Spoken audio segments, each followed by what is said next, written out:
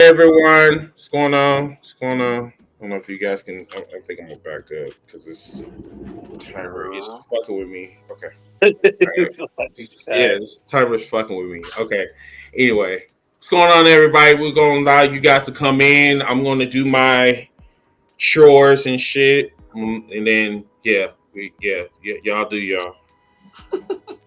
Sure. I'm sorry. Oh man. So what are we looking forward to for First of tomorrow? all, no wrestling in 5 minutes. No wrestling. No Just tell us how wrestling? you doing and Hold all on. that shit. You know, Oh, get no, get no. get your personal shit out the way. No, Okay, they we're gonna talk personally because he got that face and he's still mad too like please. a cowboy. Cowboys. Let's talk about Oh football. no, he need to wait. He need to You wait. gotta let me wait. You gotta let me Yeah, wait. he All need right, to wait. so let's talk about football because the free agent shit. Yeah, It's going do crazy. that. Do Yo, that. I yo, was about to bring say, it up man, like, like why the hell are we seeing Justin Fields and Russell Wilson in the same team together? Makes no fucking Hey, sense. hey, listen. I don't give a fuck about the Bears, and neither should you. I'm an Eagles fan, You man. know what? So, But it's crazy that the Bears did that after bringing in some weapons for him, and then they let him go. They brought in Swift from Philadelphia. They got another receiver, and Keenan Allen, I think. yeah, from the Chargers. They got him, so he got some weapons, and then as soon as he get the weapons, you shift him off. Are y'all about to draft? they didn't get them for him. Indeed. I guess not. But shit, but dude, he's what? Let's keep it real. If you unless you're a Bears fan, but No, there ain't no Bears fans over here. well, I know that. But still, he was. They didn't get Justin Fields nothing. They got Caleb Right. Williams, the number one receiver. Mm. And and he was exciting, so you would have kept him, and which would mean he don't have to run that much unless he's truly in trouble. I mean, they didn't give him a chance. Don't get me wrong, he had a whole bunch of coaching and all this, but he was talented. I mean, now you about to go to the Steelers. We got way better line in Chicago. That should be Russell Wilson's backup. That is disrespectful. I think he's gonna start over Russell. I think he's gonna start over Russell. That is so disrespectful to be somebody's backup. Well, I'm gonna respect Mike, but Mike, you need to listen to us. I'm sorry, Russell. Tomlin said Russell Wilson's number one. I mean, they got him first, so they got him first. Well, I'm telling you, you trade him to another team for him to back up somebody else.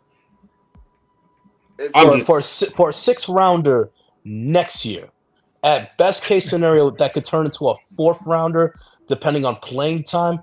And I'm like, yo, would that trade even be accepted in Madden? That's ridiculous, man. Like, no. I saw it. I was like, are you what? Not a 6th rounder this year, next year. I'm like, what the? How is that allowed? That is insane. But according to what I read, they did Justin Fields a favor because he didn't want to go to the other 3 teams that were involved. Which was supposedly there were four other teams or 4 total teams involved, and he didn't want to go to 3 of them. I didn't see who the other 3 teams were. Wow. I bet you two of them was cold. One of them probably was Denver. You're like, nah, no. Another one probably was Buffalo. You're like, no, too cold up there. I had to deal with Chicago shit. They gonna send me to Buffalo? Are you crazy? Because that's what I swear. When a team say they don't want to go somewhere, it's a good winning team. They always think about that damn weather. Like, no, it's December. Are you crazy? No, Buffalo get cold. It's beyond cold. They're already cold, but it get beyond cold in December. Like your knees knocking as soon as you come out the tunnel. Like, wait a minute. Wait a minute. Can we change? You like that baby come through the corner and tap toe right back? Like, oh no. So I mean, I'd still say it's gonna be a competition, even though Tom was saying it's gonna be Russell, but I still think it's gonna be competition because preseason can tell you a whole different story when they're on the field. You know? Yeah, that's true. If it wasn't for Deshaun Watson, whoever the quarterback is will be the worst quarterback in that division. Okay, so that's yeah, he is. He's still Cleveland. Mm-hmm. All right, y'all. So it looks like we're at the 5-minute mark. Yep. Okay. Yep. So everybody, enjoy the show. This is gonna be. Whew, I think this is gonna be fire. I think this is gonna be a fire ass podcast. So remember to share, like, comment, do what you guys do. Last week we were on fire. We had like almost 40 people watching. So hopefully we can get to 50, maybe even 60. But yes, we just need you guys to do your due diligence. Please like the podcast, share it, comment, do what you do. I'm gonna do everything in my power to make this shit interactive for you guys so you guys can participate. But yeah, let's have a fire ass show. And this is #Heels for Life Wrestling Podcast, episode 247. I can't even find my shit now. Don't laugh at me. All right. We'll be back, y'all. System 1.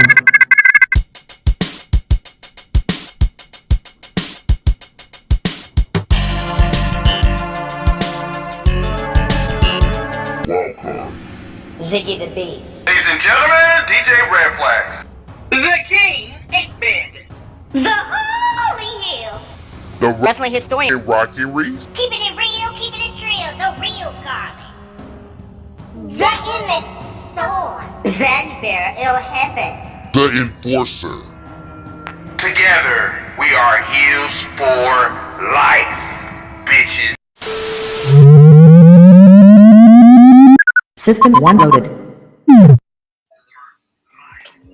What's going on, wrestling true believers? It's a great day in Zamunda.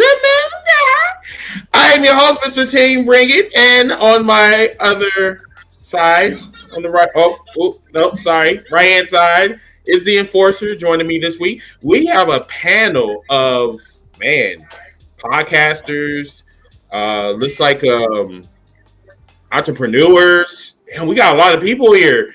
But yeah, welcome to episode 247. We're going to go around the room and we're going to introduce the guests to you guys, and then we're going to go ahead with our first segment. So the first person, returning guest, Mr. Bob Bro. What's going on with you, brother? All good in the hood, man. Thanks for having me on again. Yeah, we're going to harass you again. So what's going on with you? What happened to you last week? What's been going on with you this week? What's up? Well, this week was another fun week. I made the drive up to Boston for big business for Mercedes Monet's debut. I thought she came off looking like a star. The crowd was very receptive to her debut. I'm looking forward to what she does for that women's division going forward, and I think it was another show on a good streak for AEW as far as good production, good story building going forward, and I'm excited to see what's coming next. All right. Below me is Demetrius from TikTok. I got you on the big time. No, but my nigga, welcome. Number one, let me give you guys like a little background of Demetrius. Demetrius is the one, the genius behind all of the. What is the one that you put out today, Miss Netta and Charles? Why did you do that? I don't know, man. Whatever came to my mind. I was going scrolling through TikTok and I saw the shit and I was like, oh yeah, they got to be on the game. They got to be in the game. We got to have them in there. We got to have everybody in the game. You know what I'm saying? I'm just here to bring fun and bring excitement to the shit. Because I'm tired of seeing the old shit. You know what I'm saying? I'm tired of seeing the Chris Jericho's, the Bob Backlund's and shit people making. You know what I'm saying? I want new shit in the game. I want like good times. I want everybody in that bitch. I want Adam's family. I want. You know what I'm saying? I want everybody in there. You've been doing this for almost 2 years, haven't you? Or has it been longer? A lot of shit. It's been 2 years. It's been 2 years of messing with that stuff. You know what I'm saying? That's what I'm trying to accomplish is making every character I can make. You know what I'm saying? Whatever comes to my mind on that day, I'm making it. So, you know, that's the way I roll. I'm open spirit, and I'm gonna try to do anything I can. You know what I'm saying? So I'm here today just to come in and bring the ruckus and bring some shit to the show. So we're gonna make it happen. You got me? All right. So what I did was I put everybody's where you guys can find them on social media. So if you are interested on following one of these gentlemen, you can just look at the slider down below. But thank you so much for coming on here, man. I can't wait for your shenanigans. And now the man of the honor, Gary Joe. I just found this out. He runs a huge page called Honor the Elite. I was blocked, unfortunately. I think I was one of those people where they were just like, you know what? Fuck this black man over here. No, I'm just like, no, I ran into Gary. I think I ran into him in a group or whatever, and we've been really, really cool. Been going back and forth, and I managed to get him on the podcast. I'm like, wait a minute, you're the dude that runs that big ass group, and I'm like, oh my god! So he wanted to come on here, talk it up with us, chop it up, get some wrestling in. So I'm privileged to have him on here. Gary, welcome. Tell us about you. Yeah, dude, I very much appreciate it. You and I have been friends on Facebook for a while, and then when I saw your post today, I was like, fuck, I got to comment on that. Next thing you know, here we are. Indeed. Yeah, I've been doing my Honor the Elite page for 3.5 years, going on 4, and I got great interviews coming up with Wheeler Yuta, some exciting times, Abaddon, Ari Alexander from Ohio Valley Wrestling, or whatever they used to call back in the day. So really exciting things over there. Just, man, it's been all kinds of fuckery with people shooting the shit with me, but at the end of the day, I have an amazing following. So yes, you do. You know what? After these really exhausting hours at work, working 63 hours, it feels good to decompress, talk about wrestling with y'all. For sure. I am so glad that you are here. Can't wait to harass you about wrestling. Can't wait. Now, last but not least, Mid-South. This man is the biggest troublemaker I've ever seen on TikTok, but he is one of the coolest people I have met on there. Mr. Mid, tell us about you. Tell us about the hellish week that you had this past week. Mid-South to NWA on TikTok. Real name is Ontario, like Canada. Hellish week. I had to fly out to Boston to work the entire week. Because I had to go out there anyway, I decided to get a ticket to Dynamite. Had a hell of a week at Dynamite. Came back, hell of a day at Dynamite. Came back home late. My flight didn't get here back in Dallas until after 1 a.m. So I am running on fumes the last couple of days. Okay. All right. Well, thank you so much for coming on the show. Now, let's get into the shit. So the first thing that we're going to discuss is first of all, we're going to go around the room.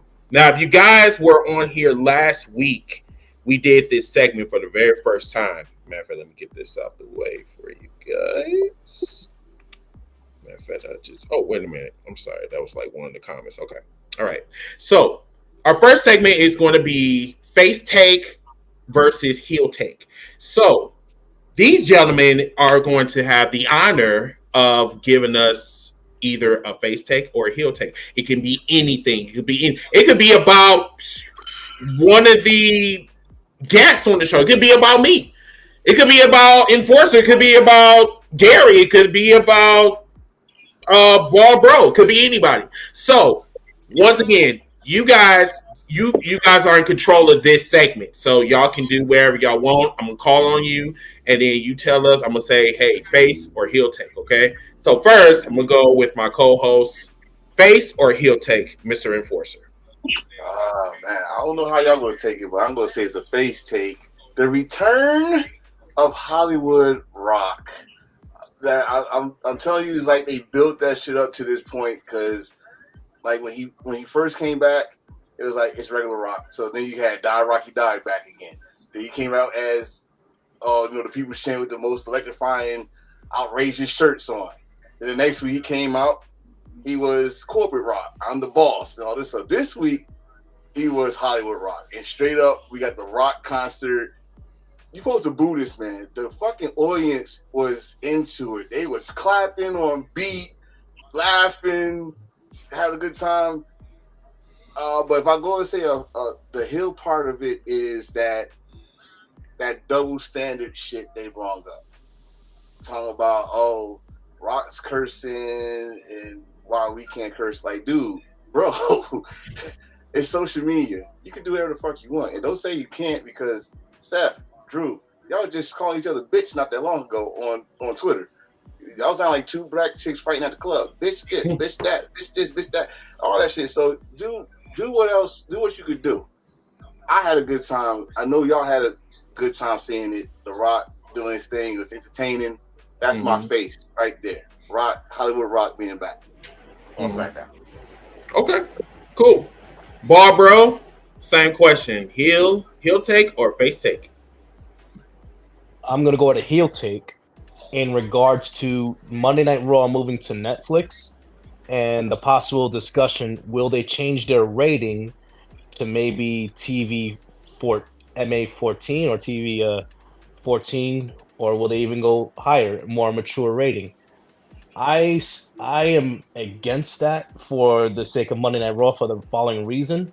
Look at, I think it was last week, the whole Candice LeRae to Maxine, that little interaction in the ring, how poorly received that was. And that was, how do you say, that was kitty gloves on. That was as edgy as possible, as close as they could get to PG-13. And look at all the negative backlash they got for that. And we have to remember that the majority of WWE's audience is catered to children. It's catered to a younger audience.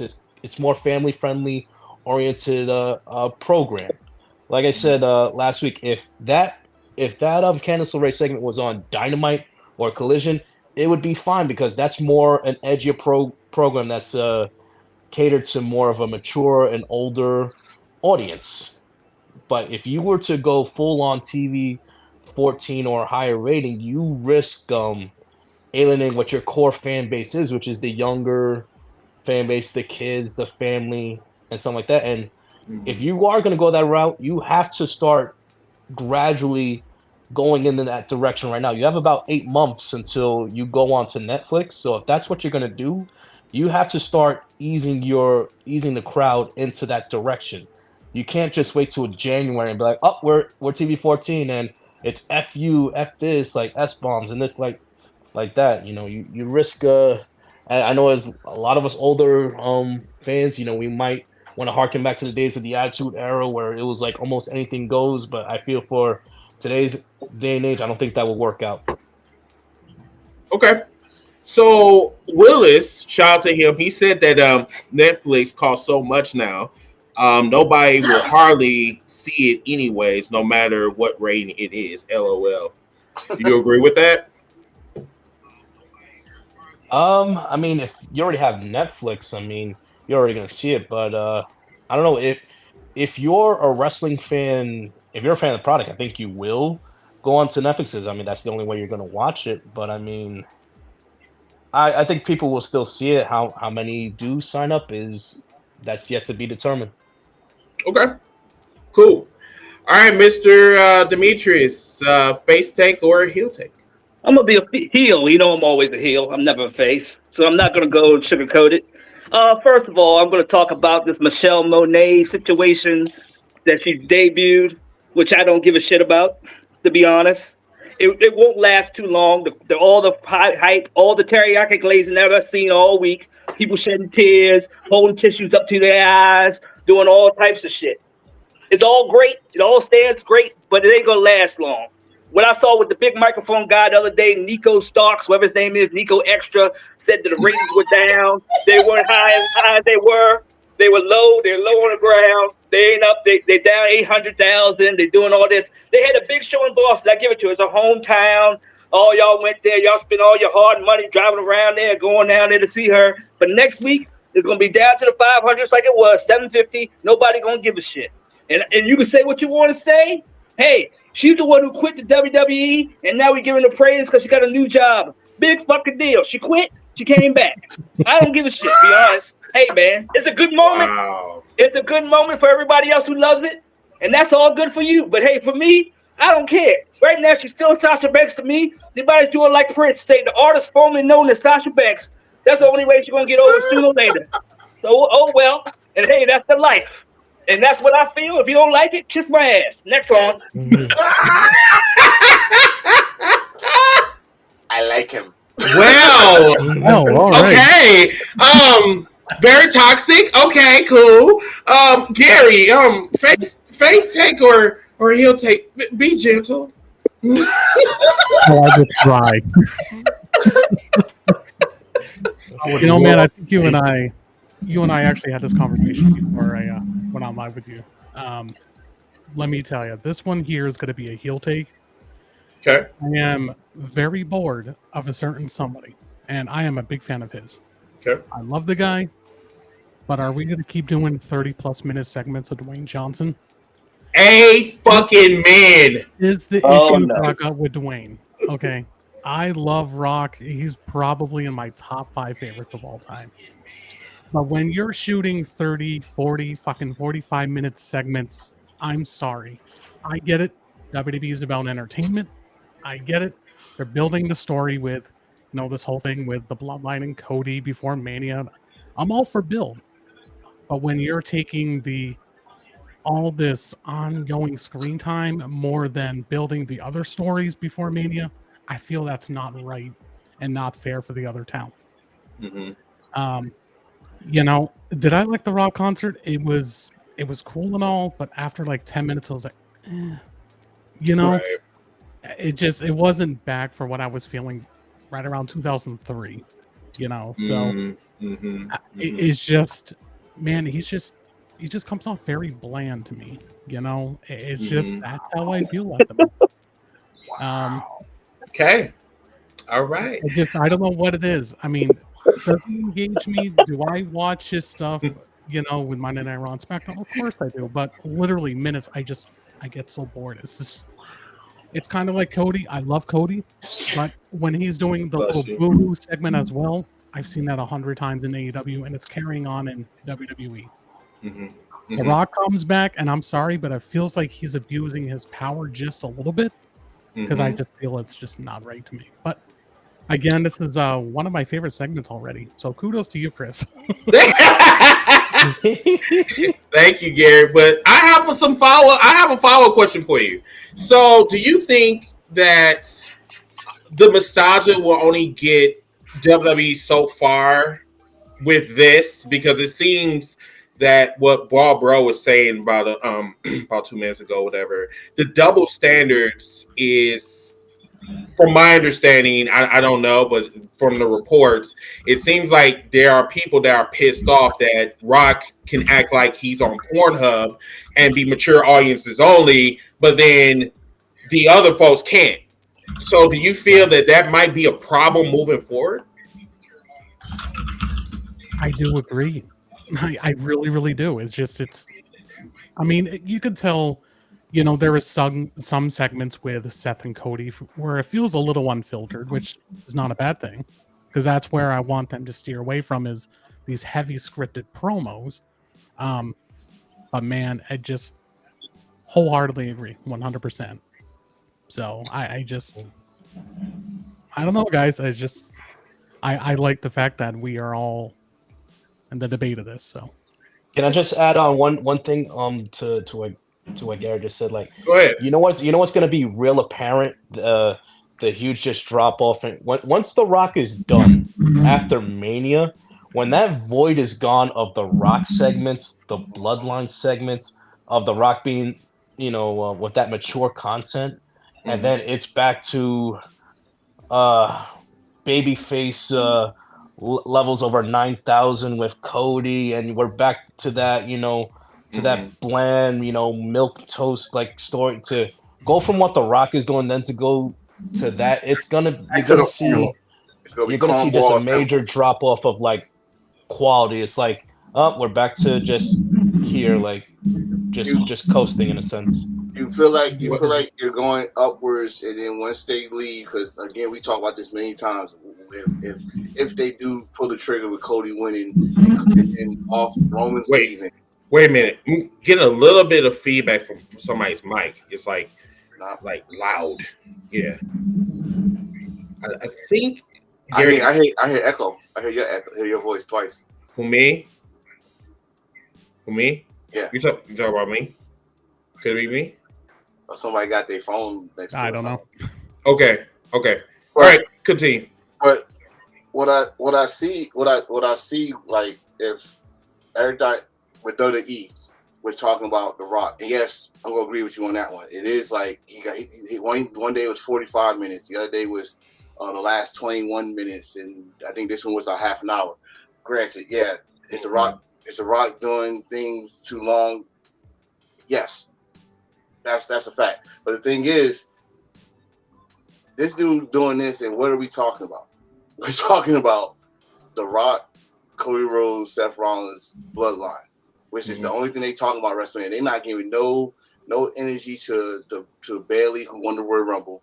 They're not giving no energy to Rhea Ripley and Becky Lynch. They're not giving no energy. Hell, they just signed Gunther, who's the longest reigning Intercontinental Champion. He's going to get Sami, and fans are pissed off about that. But we're still talking about the Rock segment. Like, look at a 2-hour show. He took half an hour of it. Well, see, that's where the issue comes into play, man, because I'm sure you guys read this a few weeks ago, is one segment that took long, I think it was like 45 minutes, because of that, Tiffy Time and I forget who she was facing had to trim down the match because the segment took way too long. Was it And Naomi? I get it, this is the most appealing story, but not when you're just taking so much of my TV time on. It was a match with Michin, 2 minutes. 2-minute match. Thank you. It's like the old school diva match. You know, hey, if you want to go get a snack or you got to go to the bathroom, here's your chance. And make sure you come back just in time and all this stuff. But I don't want to take too much time. It's Mid-South. I don't get upset about WrestleMania season normally because they always throw everything at the wall. But this year has just been too much because everybody else on the roster is suffering, especially when it comes to amount of time on screen time and building their storylines. They've got a litany of storylines that have not been flushed out because this one is being overflushed. That's the problem. But it's overflowing. But it's been overflowing for what? We're going on 4 years now. 4 years, 3 months, 14 minutes, and 47 seconds. I swear he did this on TikTok. I know. So, yeah, he did. But this is the thing, like, but this is what happens when everybody in those arenas and they want to throw up those ones and shit. But like I said this earlier too, if there's some wrestlers that's mad, that this dude getting this. Within 4 weeks, he's in. I'm talking about wrestling detail. I ain't talking about nothing else but wrestling.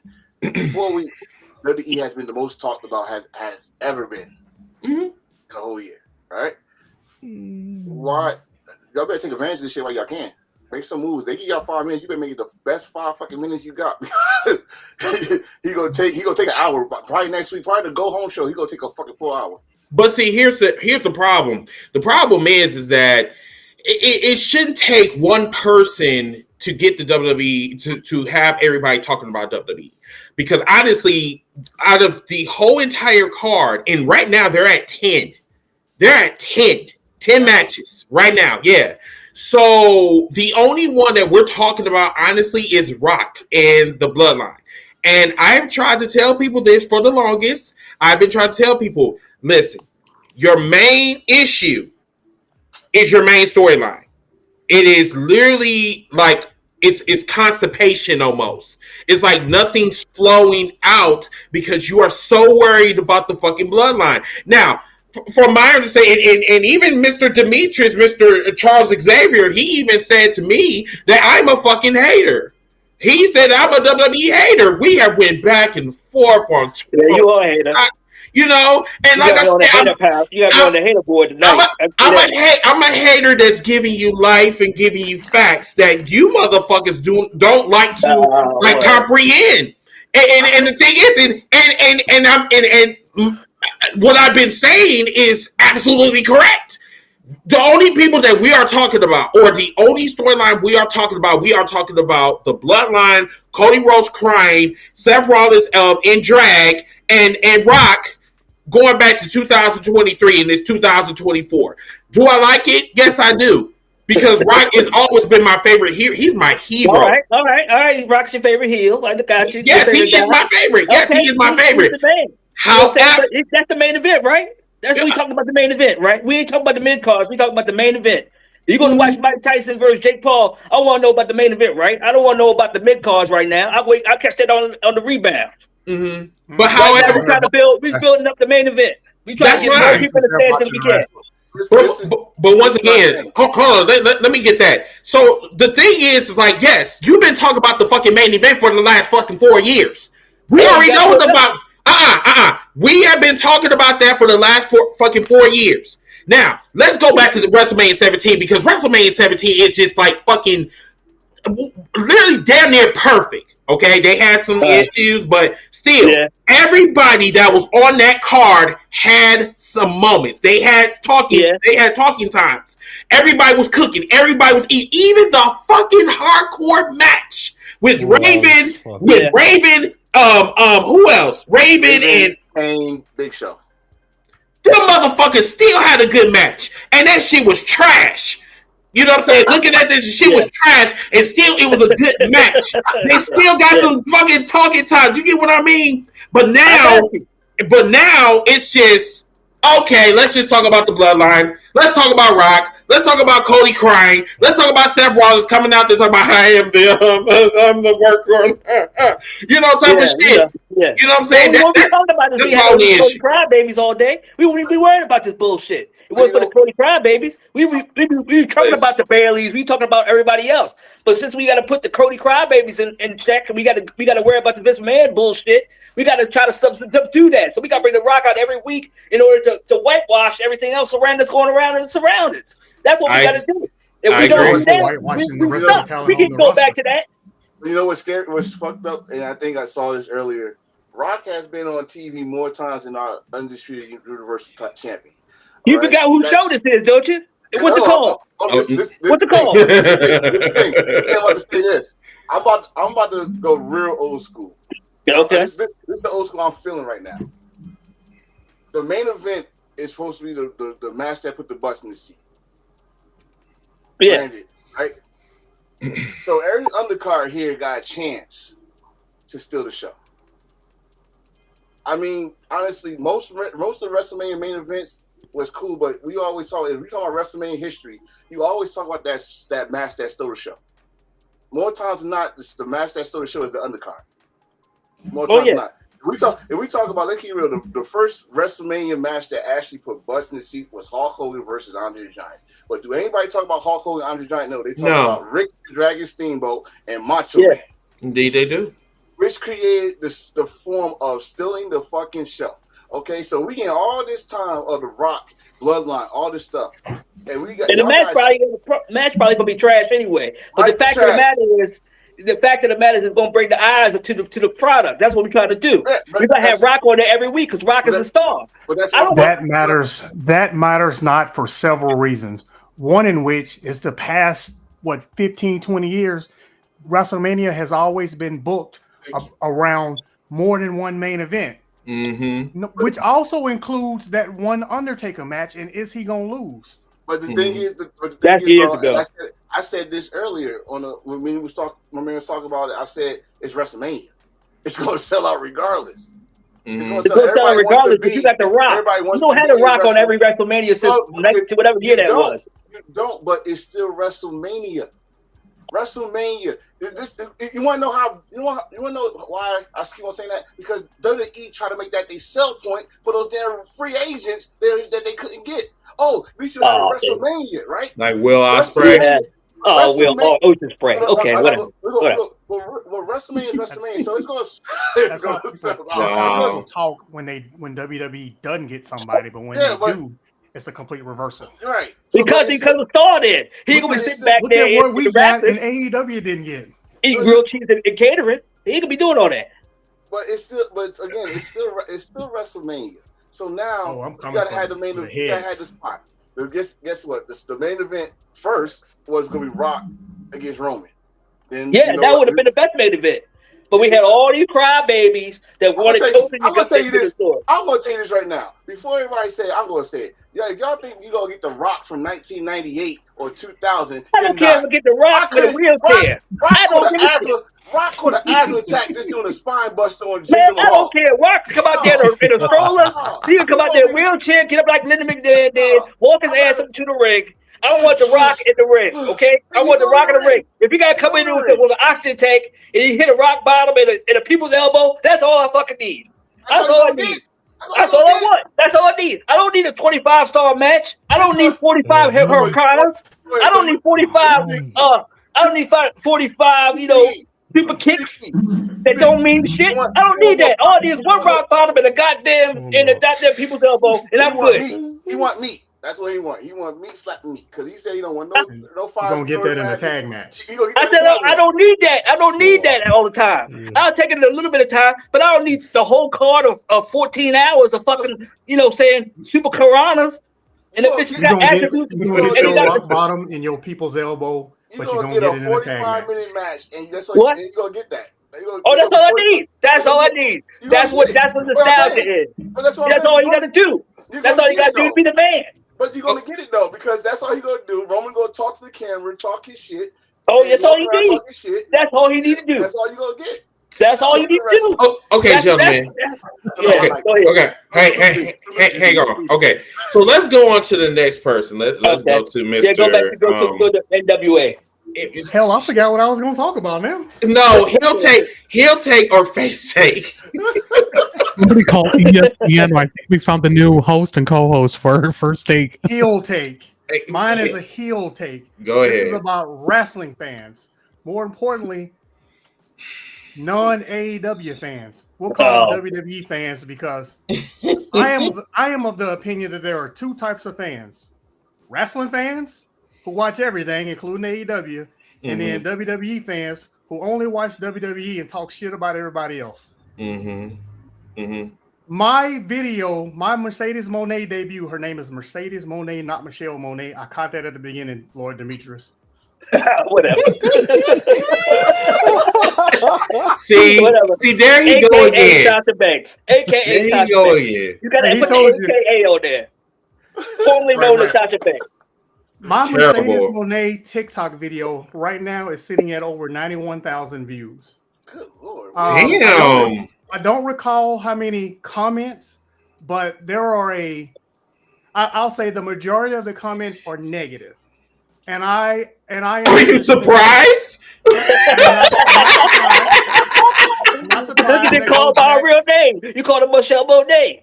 It goes back to my statement at the beginning that there are two types of fans. So all the WWE fans came for her head because they are disappointed or pissed off that she didn't return home. Her new home is AEW. The show was exciting, but the majority of my comments are Mercedes Moné is trash. Mercedes Moné is gonna get in trouble backstage with somebody and then leave in 8 months. Overrated. Nobody was really cheering. All kinds of garbage like that. Which is why the phrase was coined earlier last year that nobody hates wrestling more than wrestling fans. It is ridiculous to not be excited for the black woman, and yes, I'm going there. You don't consider yourself. You pull the card out. Throw that card back down. A black woman getting highlighted as the prime feature on a show on national television that a lot of people was watching. I don't care how many people you say was watching it. AEW ain't did 700,000 views in God knows how long. It's been forever. I think it only happened once. And that's when WWE paid Undertaker and John Cena and The Rock and everybody else that was formerly under the WWE umbrella to appear on the show. So to all the wrestling fans, I appreciate y'all. All the WWE fans. Dude, you know what's funny that you said that, because I mean, I remember when I posted the whole thing with Mercedes, when she officially got signed, and I posted on my socials. Man, the shit that I see in my inbox at times saying that literally there was one individual saying that I need to cut my throat for talking about AEW. I've had people literally not only send me then threats on the daily, but man, just because I'm catering to one promotion, that doesn't mean I fucking hate other. Wait! Pause, Gary. Pause. Wait! You got death threats over a fucking opinion? For an opinion, yes. So I get very, I get very passionate for my followers that fucking just appreciates me beyond belief. So I treat them like family and friends, and I was giving them an update recently about my father being really sick, so I need to step away. I'm taking a temporary leave. Yep. Like literally one person messaged me. It was like a couple, for what it looked like, according to their little bot profile, saying that I need to die while I'm away being with my father. Like, wow, man, just because I love AEW. Wow. To talk about the ratings thing as well, people Go can ahead. say, well, ratings are important, yada, yada, yada. Well, guess what? Warner Brothers Discovery would not fucking tell them multiple times. They're calling AEW a banner year for 2024. If the network is not worried about it, neither should the fans. You know what I'm saying? Like, kudos to, I forget you, man, the guy, New York, what, Brawler? New York, real one. Oh, okay, New York. Yeah. What are the reasons they're going to be when Raw goes to Netflix? It's going to be on subscription counts, not fucking ratings. That is one thing I will never, ever, ever gather with wrestling fans. It's like Joe Biden versus Donald Trump when it comes to.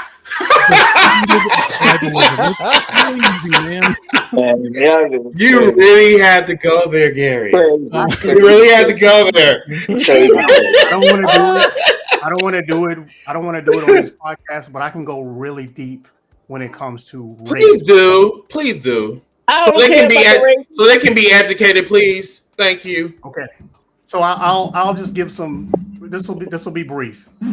Since 2012, WWE has lost 60% of its audience. You can check my accuracy on that. I'm pretty sure that's accurate. AEW's ratings, sure, they are not gaining much ground when it comes to live TV audience, but neither is WWE. If you look at 2023 as compared to 2022, they're both basically in the same boat. And that boat is they both have lost audience. They both have lost percentage points when it comes to rating score. What advertisers are looking at, they're looking at two things. They're looking at the 18 to 49, and sometimes it skews more to 18 to 35. And then they're also looking at 24 live, the 24-hour count. How many people actually watched it within 24 hours?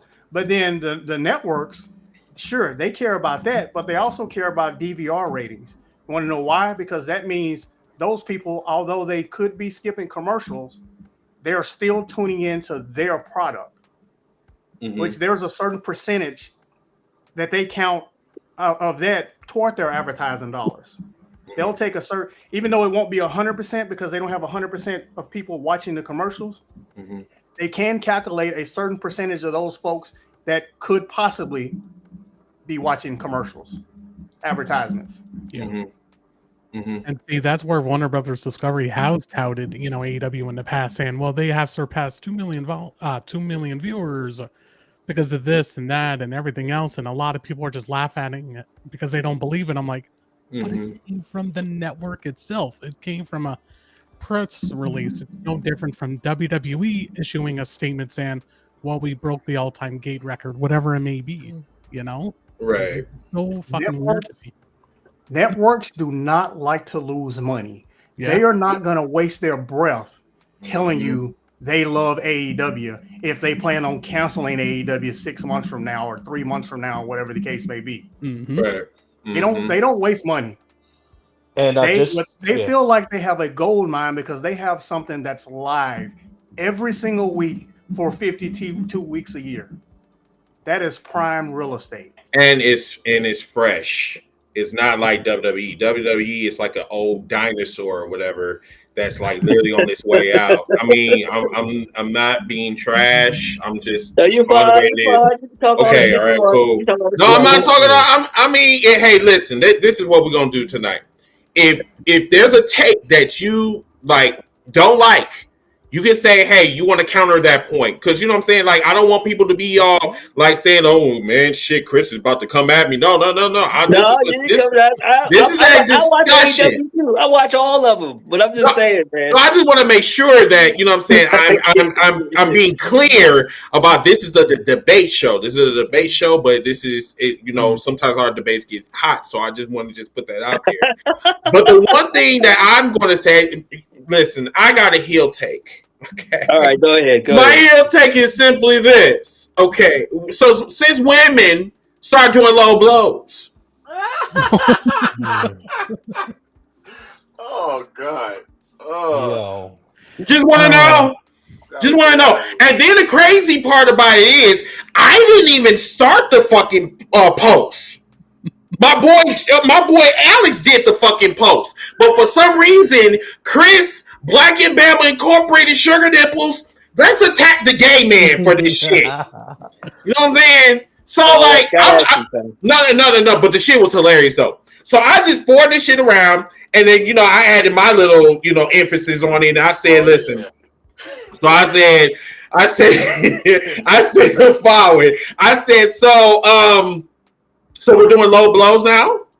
That's like a disqualification on a hardcore match. So you're gonna a woman's gonna low blow another woman, but there's nothing down there. Joyce Grace came after me. Jordan Grace? Jordan Grace came after me. Literally. She came after me.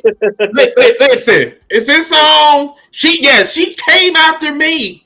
I mean, she didn't come after me in a disrespectful tone, but she was just like, so you believe that like when people hit us down there, like that shit doesn't hurt. So the sarcastic Chris versus the professional Chris, because I'm just like, okay. We got a fucking celebrity that's like in the comments or whatever, like literally, you know what I'm saying? Like a well-known wrestler is in the comments. So I didn't want to make it seem like I'm a neckbeard and shit and try to be disrespectful. However, here's the thing. I don't have a pussy, sweetheart. I don't have a clitoris like you do, okay? And as far as I'm concerned, according to my co-host, like you are in the men's division, so I don't even know why you listen. Who said that? Who said it was in the division? I am not going to talk about that right now because listen, you ain't talking about a girl now. All I'm saying is that listen, I don't know if she has a strap on or whatever. That is none of my business. Whatever she does with her boyfriend has nothing to do with me. But from my understanding and from the wrestling that I've been seeing for the past 30 years, when a chick get low blowed, so what's that mean? She's on her period for like a month or for 5 minutes? I mean, I don't know. I mean, you get hit in your hole, and it's just like, oh, well, maybe that's what happened with Nia Jax. She's like, oh, like, I mean, I don't know. I mean, shit. Like, I'm not, listen, I'm not being disrespectful, but I'm sorry. HBK coming down his ass and talking about, like, disrespectful. Listen. He said I'm going to mafia. Wait, no. But the thing is that, listen, we have never seen this shit before. Can I call this innovative? No, I cannot. Because number one, listen, there's nothing down there. Unless you do a Ryu show you can up her pussy. I don't see how she is in pain. I mean, she didn't even do it that. I mean, listen, come on now. Like, if you see the fucking low blow, you can tell that she's clearly acting. Like, oh my god, like, hey, so you want me? So do you want me to punch you in your pussy? Do you want me to do that? Let's see how that feels. Let me see. I don't want to listen. I think this shit was weird. I don't know what HBK was thinking in the back. Maybe he was cross-eyed when he decided to come up with that shit. I don't know. But all I know is this shit was like. Listen, it was weird.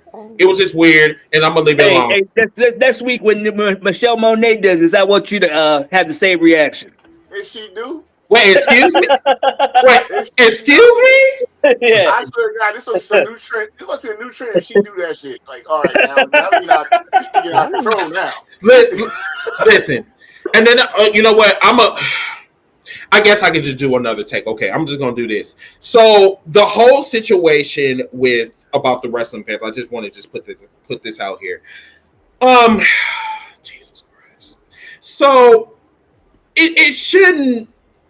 I don't even know why I'm even talking about this shit. Me and Gary talk about this shit like fucking. All right, go ahead. Speak your mind, bro. When we see each other, we always talk about this shit. So the problem is that it seems like this is like segregation or some type of shit, but just in wrestling form. Like, you know, wrestling fans like segregation or some shit. Like, I'm not allowed to talk about AEW in a WWE like show. Like, you're not allowed to talk about another company because because that's the enemy. I'm like, listen, I do not know why we got this energy. I do not know why we have had this energy since like 2019, but the shit is weird. The shit is weird to the point where now you are like literally trying to say that I want you dead because you don't watch the same shit that I watch, or I have a different opinion versus yours. This shit is weird. So this is my response. Listen, if I see you on the street, I'm fucking you up. Just plain and simple. You know what I'm saying? Because like number one, this shit is stupid. Okay, we are wrestling fans. We are wrestling fans. We are wrestling fans at the end of the day. You do not work for the fucking company. You are not getting paid by the fucking company. So why in the fuck is so hard for you to comprehend that you are just a fan? Nothing more, nothing less. Yes, me and Gary, we have platforms. Yes, we like to talk our shit. Yes, we do. But at the same time, we know our role. But you guys do not. You go on some of these fucking airports and you harass these men and women. Talk about, well, I need my fucking autograph. And listen, if it was me, I don't give a fuck if you were 16, 17, 18, all the way to fucking 100. You come at me disrespectful, I'm knocking the fuck out of you. I'm knocking you out. I don't. Chris, I'm just gonna let you know I don't got bail money for Philly now. You got bail money? Neither do I. I got no bail money either. I ain't gonna go that way. Because, bro, I'm at the point where I'm just tired of people. I'm tired of like having these conversations. Like, you guys should know better. These people should know better than to sit here and try to cause a harmful environment. Like, I have to worry about saying an opinion to you and then worry about that you threatening my life, that you might find me and I'm going to come to your house, Chris, and I'm going to fuck you up because you like AEW. Like, that shit makes no sense. You know, but I'm going to leave it there. The thing is, all right, bro. I said this a lot. I grew up in a different time. Like, I went to a WCW show with an Austin 316 shirt. I saw people come to a WWE show with a fucking NWO shirt, you know what I mean, or a Sting shirt. We was wrestling fans. It didn't matter what you had on. You was happy that a wrestling company came to your town and you got to see it. Now, I don't know when this whole thing started. Probably when social media really got big and motherfuckers thought they was entitled. I'm behind a keyboard. No one can touch me, blah, blah, blah. But, yeah, the social media shit. But the thing is, at the end of the day, like my partner said, we are wrestling fans. We love that 20x20 or that hexagon, whatever ring you got, because y'all, the wrestlers, entertain us, putting their life on our entertain us. So why the fuck if like D like he's straight up WWE 100, right? And I come to WWE show and I'm wearing not the new Cody Rhodes shirt. No, I'm wearing a fucking Cody Rhodes Bullet Club shirt. Oh, the None of audacity, that. sucker! The audacity! That's not the shirt you're supposed to wear. You're supposed to wear the Claim for Kingdom. It's the same motherfucker. It's the same motherfucker. You know what I mean? Damn. See, I'll wear my stupid Cody P shit shirt. like I'll wear that. my Cody P shirt. Bro, I swear to God, I'm not. I wish my wife could come on here. And we was laughing our ass off when we saw this shit. Dude had a fucking Cody, the Cody Rhodes Bullet Club shirt, the one we had the mask at the almost like the original, but he had Nightmare Club. Dudes was getting on like, that's not the shirt you're supposed to wear. Exactly, that's not the shirt you're supposed to wear. What is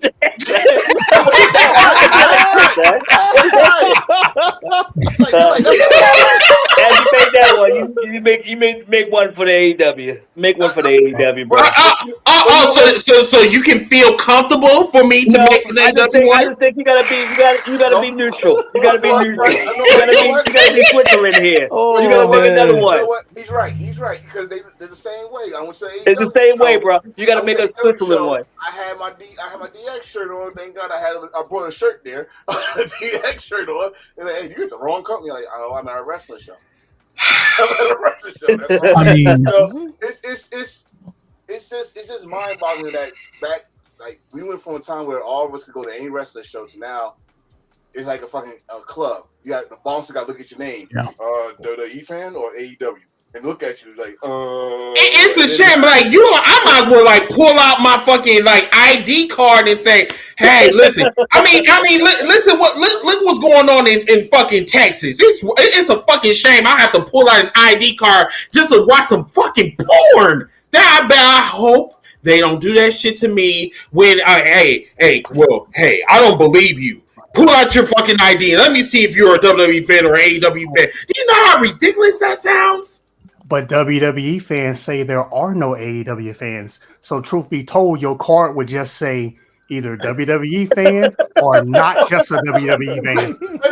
Wait. So my card says not just a WWE fan. When did it start? Your card say wrestling fan. No, my shit says universal. Cause like I'm everywhere. You know what I'm saying? Yes, I'm universal. So like, I do have my favorites, of course. Demetrius, shut up. Don't even say nothing. Yes, I do have my favorites. I do. Yes, I love AEW. I do. But I do watch WWE. I've been watching WWE for the longest. I watch all of them, man. I watch WoW. I watch all that shit. So, and that's how it's supposed to be. But according to some people, you have to choose a side. I'm not doing that. Because you start off as a war, son. You hit the throne when it start off, then you had a traitor leave the building. We're not doing that. Moved over there. Watch this, bro. We're not doing that. We grew up watching fucking Eric Bischoff telling the Raw results. Oh yeah, I know. We grew up with Vince McMahon. I know. Said the $1 billion Ted and the Hulkster and the Nacho Man. All right, yeah. So I got you. And you know what I mean? But there was no fuel at that time. There was no fuel at that time. Now we got the social media. Before we just had TV every week, and we just went through that process. Now we got the social media. People building videos up and making new scenarios that are true and making a war happen. That's where it's coming from. You see, that's why you're having this big war. Because when Cody hit that throne and started all that bullshit, you know what I'm saying? And then he ran and traded. He did a traitor move. See, this is what pisses me off about you. And now he's bringing the people over here now. And now you got all the people wanting to fight. You know what I'm saying? Because everybody. No. I got this. I'm telling you right now, not everybody, but all the people that's diehard is like, okay, he left and now he back. He a traitor. He sold out. He a Judas. Hey man, you know what it is. Man, I got this, and then I'm gonna give it to you. So I'm gonna gather your scalp because I knew that you was on this bullshit, so that's fine. Okay, so once again, this started before AEW even started. When as soon as they no. I let you talk. I let you talk. Before he had all. I let you talk. No. So. Once they seen that shit, once they seen that article that said there's a possibility this person might go here. So then when they had their press conference, okay, they had their press conference. I think it was January 1st, 2019. When they had their press conference and they seen Chris Jericho, that's when that t-shirt shit started happening. That's when it was just like, oh, they're going to be dead in 6 months. So please, when you try to come for me and you try to come for us, I need you to say all of the facts, not the facts that makes you fucking comfortable. Because you do that shit so fucking much. And that's why I have to come in and I have to put in a little puzzle for you. I said, Demetrius, it's right here. It started off great. You got all the bullshit. You talk all you want, man. When he hit that fucking throw, that's when he started the war, bro. I don't give a shit what you talking about. You giving Cody too much credit because I'm going to give you the person that really started. That was Dave Meltzer.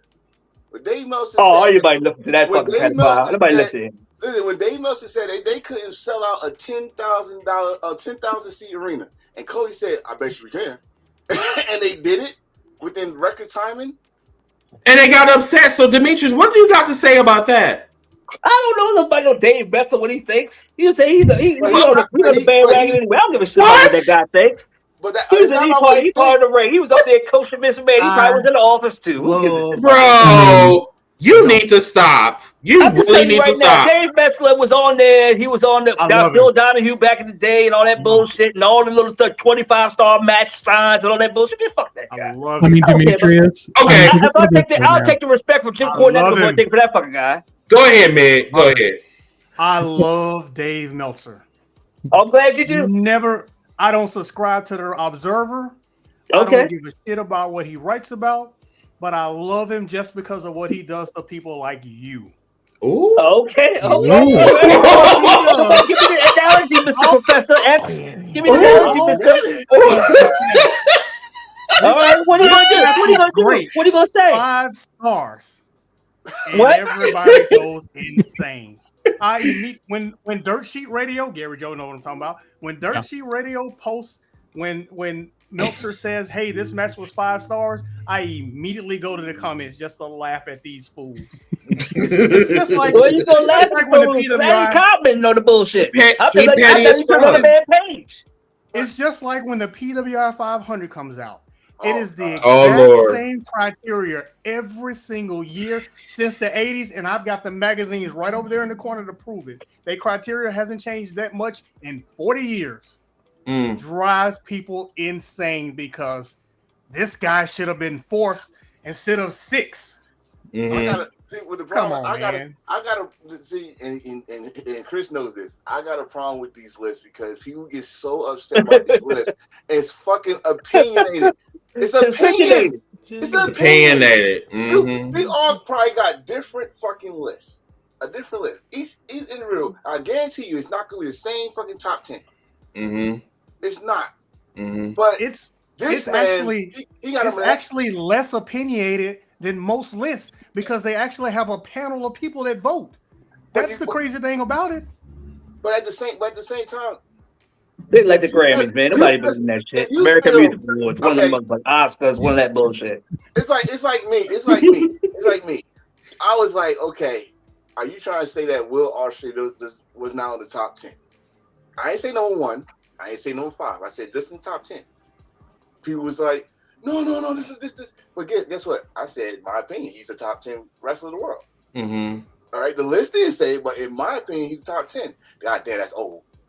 Damn! God damn, that's old. Is that like brand new? Back in the magazine? He even got a back in Black Jack Mulligan magazine up in there. 1985. 85.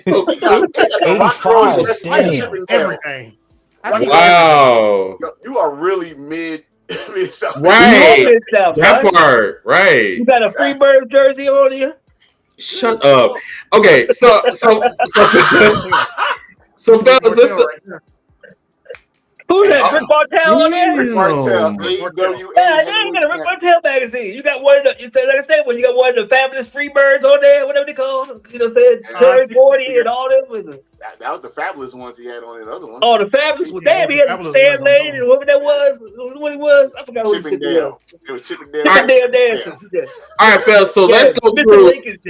let's plow through these news or whatever, and then we'll get to your comment of you wanted to confront Bob Bro about what he said yesterday or whatever, which I can't wait about that. That's what that Cowboys bullshit? Yeah, we gonna get to that. But first of all, listen. Let me tell you something about Cody. Let me tell you something about Cody. Cody is a pussy, and I'm trying to tell you, he is a pussy. Yeah, he's soft. He's soft as a mother. He's soft as a Twinkie, bro. That's a great transition to this next segment. He's a soft I ain't gonna lie, man. I swear. He got that Michael Jordan tears in his eyes. Bro. Yo, that's a new meme. That's a new meme right Bro, this man had some fucking onions because this man was trying to cry so hard. I said, bro, I know that this is, you know what I'm saying, men's drama. This is the days of our lives, but this is pathetic. This is really, really pathetic. And this is the reason why I shit on the WWE product, because the WWE product does not know what they want to do. First, it's like, oh my God, I'm going to kick you up your keister. And then the other part, and then the next day, I'm going to slap the fucking herpes off your fucking face and shit. And it's just like, what you guys going to do? Like, are you going to be PG? Or are you going to be TV-14? Like, which one? But yeah, let's go around the room. What you guys think about this? What's going on first? I don't want to like try to compare it to one or the other, but I'm gonna stay on Cody. So Cody, you was the conversation for the whole weekend. Let's keep this 100. You got your smack back. People was talking about you the whole weekend, like, yes, he finally grew some balls and blah blah blah. And then you come on Monday, you got to sit down in front of the audience. You look like he's about to cook, and then you just start. I'm not doing this for my dad. I'm doing this so I can get my belts to my mom's, and this is for you. And my dude, that's not how you continue momentum. I understand you trying to have the passion like your dad used to have, but your dad never cried except for one promo. One promo your father cried. That was because he was in the ring with Dustin. Wait, Antonio, let me ask you this. Do you think that Rock was right when he said that Cody was a mistake? Oh, shit. Boy. You know what? I can't say that because his mom was the new woman. So his mom was the new wife. So I can't say that. Maybe she should have went on birth control. Jesus.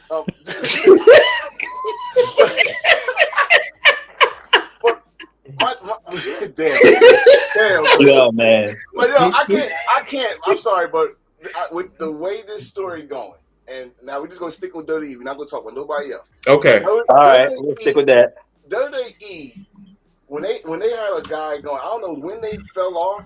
I'm probably gonna say when Roman was going for his first title reign against Brock Lesnar. Mm-hmm. The road for the challenger has not looked strong for the past 3 years.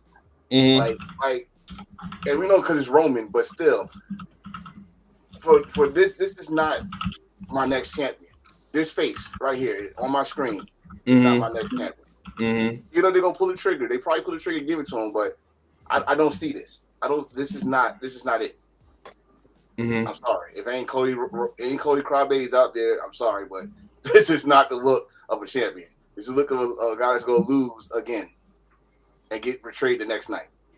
Got you. All right, Barbro, what you thinking? Listen, to each is their own. I'm sure there are some people who enjoyed it, who got in their feels and was like, yeah, it's my champion, but I'm sorry. But like Enforcer said, like the previous Friday, he gets his smack back. All right, he looks like he grew a pair. He should. Monday night is his chance. His one-on-one interview with Cole to, like, you know, just dig into The Rock. Like, so what he's gonna do to him WrestleMania? Like, he's gonna, you know, just destroy him night one. And like Chris said, break out the fucking onions. And he tried. He tried his damn hardest to cry, and it was the most awkward shit I've ever seen. And it's like, oh my fucking God! Like, I have an example to bring up, like, this, the whole Cody crying shit. Like, Do you guys remember this fucking kid? Does the name Kyle Rittenhouse ring a bell? Who? Oh, Kyle Rittenhouse, son. This was some massive kid who drove up somewhere in Ohio, like unalived a few Shout out to protesters. people, yeah. I know Yes. that. That was So way before there was a moment when he was in court where he was trying to gain sympathy. Yeah, where that's what he you're talking tried about. crying. Whoever's watching, just go on YouTube or Google Kyle Rittenhouse crying, and it's gonna be just, I don't know which was worse, that or Cody. They were both horrible. They were both horrible. They were trying their hardest to cry, but it was epic fails. And I'm sorry, like, for me, the characters that I connect with, you know, champion or not, is those guys that give me that sense of realness, that guys that I can, you know, attribute to through their hardships and shit like that. Like, I'm just not a fan of whole Cody's presentation, his look, you know, coming out in the 3-piece suits, like trying to pull a wool over the fans' eyes, like, yeah, I'm blue collar, I'm just like you, you know, I was like, motherfucker, no, you look like you're in an election year, man. Like, that's why it's always that sense of phoniness when it comes with Cody, and that crying bit is just icing on the cake for me. It's like, oh man, really, this the fucking guy that all the damn crybabies were going crazy over, sending the Rock's daughter death threats and all that crap when it was going to be the Rock and Rome. This is the guy you guys were shedding tears over. I'm like, God bless you. Go ahead. You know, that's your guy. Cool. Have fun with that, man. That's my take on it. All right, brother. Let me see. Demetrius, what you thinking? Go ahead. Oh yeah, this is trash. This is straight trash, bro. I'm not even gonna sugarcoat it. I'm gonna tell you what his straight is, okay?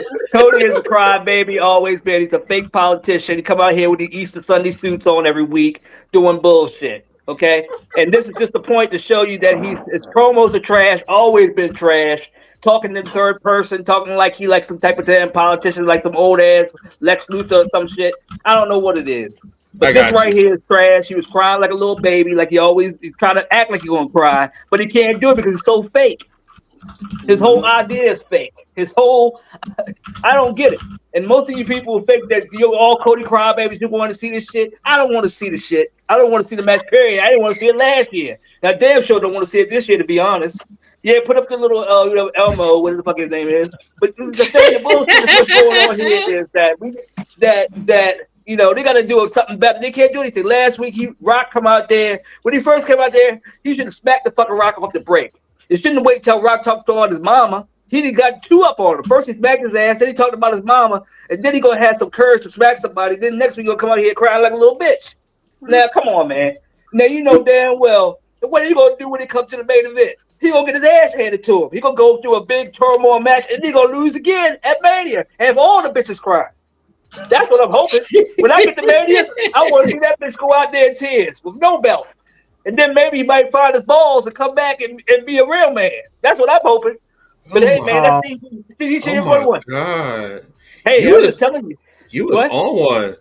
I'm just saying. I think that he needs to lose at Mania. And then when he come back, he dye his hair back to his natural color, and then fucking come out there as a real villain and start taking motherfuckers' names. He might even need to go back to Stardust. Maybe he might have a better career as that. Because this old little fucking politician Joe Biden bullshit ain't working for me. I'm sorry. Y'all can love it all you want. Y'all can sit here and go wait in the lines and wait here, have your little whatever, got the little fanny pack sign, or what the fuck you go ahead, little belt you wear on there, and go and stick her hands and kiss babies and all that bullshit you want to do. But that bitch is trash. And I don't give a shit what you're saying. He was AEW to kick his ass out of there, and he come to WWE, go kick his ass out again. He'll make the stipulations that he made in AEW the same bullshit, and his ass ain't gonna get another title match until he carries the belts. Roman Reigns gonna go last for another fucking 75,000 days, wherever the fuck it's gonna be, and walk out the championship at Philadelphia, and everybody gonna be crying like a little bitch, like they did for the Chad Gable situation right now, or the Liv Morgan bullshit. Who gives a shit? Yo. I don't give a shit about neither one of them. They wasn't in the main scene. They're gonna be right in the back. They can sit back there. I don't give a shit about Sami Zayn either, but I don't give a shit who wins.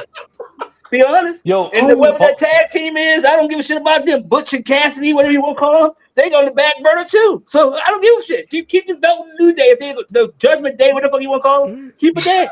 Man, we don't need this bullshit. I don't. Okay. Hold on, What real you gotta quick. say, brother? I agree with everything. Okay, go ahead. I agree with Go your ahead. Cody take. I just want to add on. To it real quick. Okay. It's funny when Cody left AEW, how much WWE fans bash AEW fans for we were the reason that he left because he didn't get over because his over the top melodramatic promos were not getting over with us because I'm so I just said a lot of people did. We saw through listen, AEW is the alternative. We don't want that here. We want real characters. We want real people. What I'm telling you right now, the real character Cody Rhodes is to be that damn Homelander guy and really be a dickhead. That's the only way he gonna get my respect. Right. No, He gonna come out here and play fucking I for Joe 100%. Biden all day. I I'm said not this. fucking dealing with it. I I said don't give a this. shit. Hold on. I said when this Cody- months ago. I said this months ago. I What's said, up, Whitney? I said Okay. he needs to go back to the Bullet Club is fine, Cody. He need to go with wearing the fur coats and Oh I have yeah, the Ring the of Cody Honor. P, the Cody P character. He need That's to where he needs to go- go. he He needs needs to to be go Cody there. P. I No saw limit, you. no limits, no limit soldier. Nothing. That's what he need to do. Nothing. He needs to be that Cody because this Cody right here, this combo or symbol shit going on. Yeah, none of that It's kumbaya not- bullshit, the not- fake whatever. Right, Martin to go Luther back- King Cody bullshit. Nobody wants that shit. I don't Right. got time for that. Go back to what Ball said. Yeah, then he gonna act like he gonna do something with Bianca now. All of a sudden, all the people in the back, you got New Day, you got everybody else. You gonna come to call for Bianca because of the stipulation. Well, he Get the black fuck out of here. Say slavery. But this the thing. This the thing about Cody. And I remember when AEW started. People was feeling him. People was getting him the hero's welcome. That's why he kept doing it. Because he started doing it. He kept doing all those speeches. They get Cody. And then he put his foot in his mouth. He put his damn stipulation on, which that means he gets no title. So he's like, I want to worry about the business side of it and help us grow. You shot yourself in the foot. Because then all your speeches became... Yeah, but then he made the other title. See, he brought that TNT title so he could have a belt. See, he wanted a belt. He really wanted that shit. So now he realized he couldn't get it. That's why he turned shit. Hold on, don't forget That's why he went Judas. Don't forget that belt was not even finished when he won it. I don't know. All I know he went Judas. I know he went Judas and turned out on everybody and went back to WWE and kissed old Vince McMahon butt cheeks. You know he went there and had one of them little those paraphernalia toys. You know he had to suck up on one of those before he got that job back. You is a mess. But hold on, let's. Well, first of all, let's go to Gary. All right, go to Gary. Gary, we're still on the Cody crying BS. What you think? What's your take? There is no argument from me. I mean, I'm the same damn way, and like I said, this happened before in AEW, and it's carrying over to WWE. It's the same rhythm each and every fucking week, and I'm bored of it as well, And I'm a huge fan of Cody Rhodes, no doubt. Now, would I like to see the Bullet Club Cody? That's never going to happen because he's being groomed to be the biggest babyface that the company's seen, perhaps since John Cena. Did he groom himself or they grooming him? And that's the way it's going to be. Do I agree with it? Fuck no. I never thought in my wildest dreams that I would want Roman to retain, but at this point, I kind of do. Roman's retaining, bro. You gotta I'm saying that, Chris, you know me. I'm not the biggest fan of Roman. Me neither. To me, this is not just Cody Rhodes' fault. The writers at WWE, for all the people who think AEW should have a writing team, the writers in WWE have gotten in the way. Agreed. First of all, Cody should have won the damn thing last year. None of this crap would have happened. Should have won it last year. I mean, because if he would have got this shit, not to cut you off, I'm sorry, but no, let you finish your thought. Go ahead. I'm sorry. Oh, okay. Go, Mason. Go ahead. So, truth be told, he should have won it last year. I don't care what anybody says. He should have won it. His story should have ended last year. This year, most people, besides younger kids, don't care about Cody Rhodes finishing his story. In fact, I'm of the opinion that he ain't gonna finish his story anyway until he wins the AEW title. That's what I say. His story ends where it began, and that's saying he will never wrestle for the AEW title again. So his story won't be finished until he goes back and undoes that. Whoa, that is a take. I mean, next year. And on top of that, who won the Royal Rumble? He did. Cody Rhodes, right? Yeah, he did. Uh-huh. Shouldn't give a shit about The Rock. Shouldn't give a shit about Roman Reigns, Seth Rollins. He shouldn't care. I wouldn't even show up on TV. I'm in the main event at WrestleMania. To hell with everybody. I'm wrestling Roman Reigns. But see, None of this other crap makes any sense. It's too much writing. But this is why I said he kind of fucked it over. If you watch that Royal Rumble, he pointed at the sign. He ain't pointing at no Seth. He ain't pointing at no Rock. He looked behind him and pointed at Roman. So you already made your choice. Then you did the bullshit. Oh, I'm not gonna do it at WrestleMania. You gave it to The Rock. Then that made him look incredibly weak. He looks stupid as shit. He's always been weak. He just ain't got nothing to do with that. Incredibly weak. But wait, you saw it. We can show frame for frame, angle to angle. He looks like about to cry as soon as he shook Rock's hand. As soon as Rock hugged him, someone in the comments said that he's on PM, like he's going through menopause. How old is he? I don't know how old he is. I think he's like his late 30s. Yeah, 33. Are you serious? Maybe forgot. Okay, I'm gonna move on. Okay, Miss South, did you want to talk about Cody Rhodes, or did you want to go to the next? Okay, Cody's 37, by the way. Wow. Okay. So my concern is if Cody actually does win the title. I mean, again, he would get the special treatment, and then that's would be WWE's biggest issue. Mm-hmm. How long will it take until the fans, maybe root against Cody? That's why you got to turn heel, man. You got to turn heel immediately. Once you get that belt, you got to say F everybody. 3 months? Yeah. 3 months. Once you get that belt, man, you got to turn on him. Yo, listen, like when he needs to win by any fucking means necessary. I mean, you want this story to end. You want Roman. You don't try to win it good go on the Boy Scout way because that didn't work last year. Yeah, you gonna have to go fucking heel bowl. You gotta go. I'm not listen. Before I say this, I'm not comparing him to Austin, but you gotta go turn heel. Austin was crazy. WrestleMania 17. I know it's not gonna happen, but then that'd be wishful thinking. I think Seth Rollins gonna turn on his ass anyway. Seth Rollins gonna beat him down anyway. That's why AEW fans were shitting on Cody. Let me cut in real quick. So everybody, right now you are listening to #Heels for Life Wrestling Podcast episode 247 with my boy Gary Joe, Demetrius, Mid-South, Mr. Barbro, the Enforcer, and myself. We're going over wrestling shenanigans for the past week or so, something like that. Yeah. Please share, please like, please comment, please do what y'all do or whatever. You guys in the comment section are awesome. Keep it up. Keep up the good work. Appreciate you guys. Now let's go back to who was talking now. I think you. Okay, go ahead. I just want to rebuttal for what Miss South said about Cody should have won last year. Mm-hmm.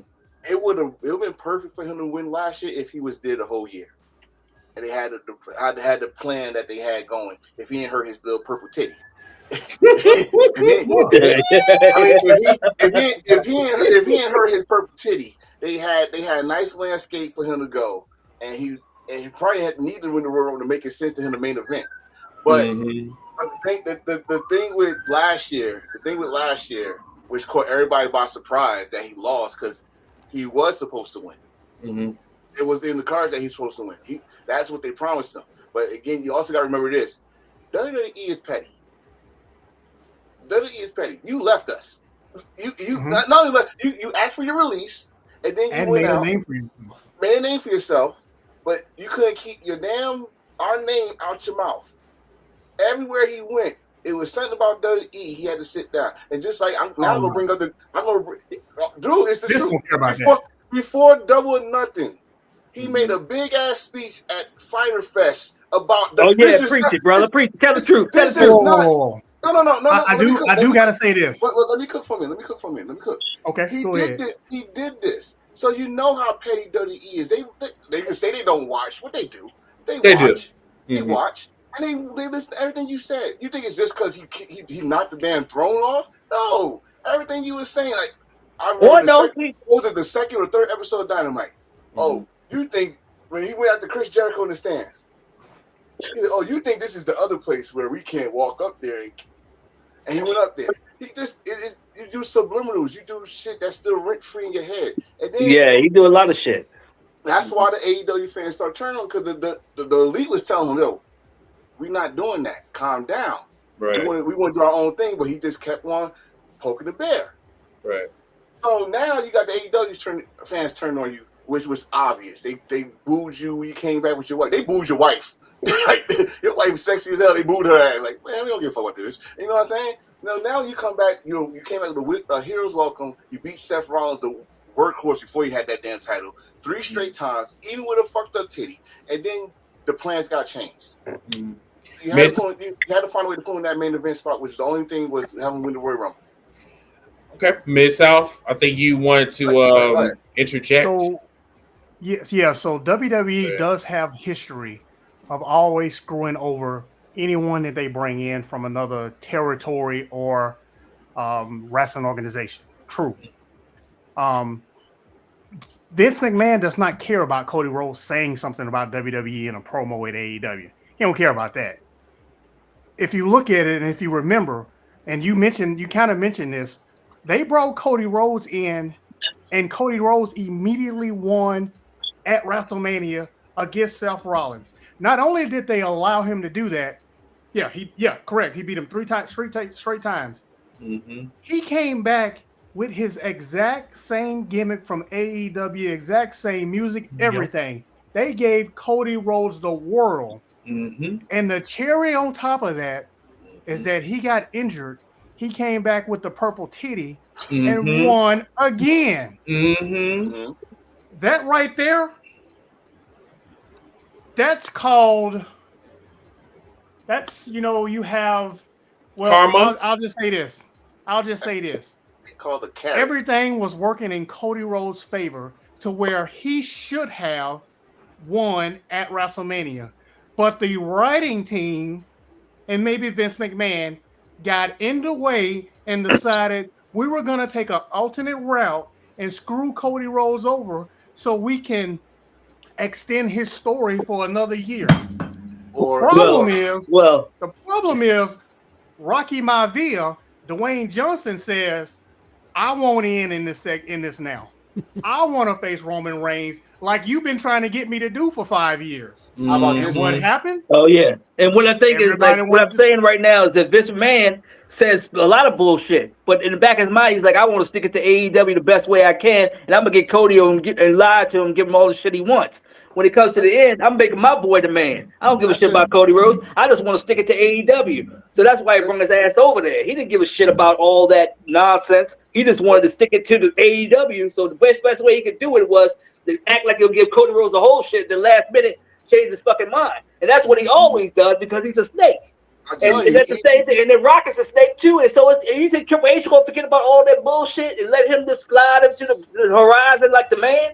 Hell no. Look at what they did to Sting. Look what they did to Sting. They ain't gonna let you ride the horizon. Listen, we found real quick, Enforcer. I think we found out recently, like before Sting's retirement match in AEW, we found out that that Vince was feeding lines to Michael Cole during that WrestleMania match between Triple H and Sting, doing everything he could to put down Sting, put down WCW. Motherfucker. At that time, it was 2015, that match, Sting and Triple H.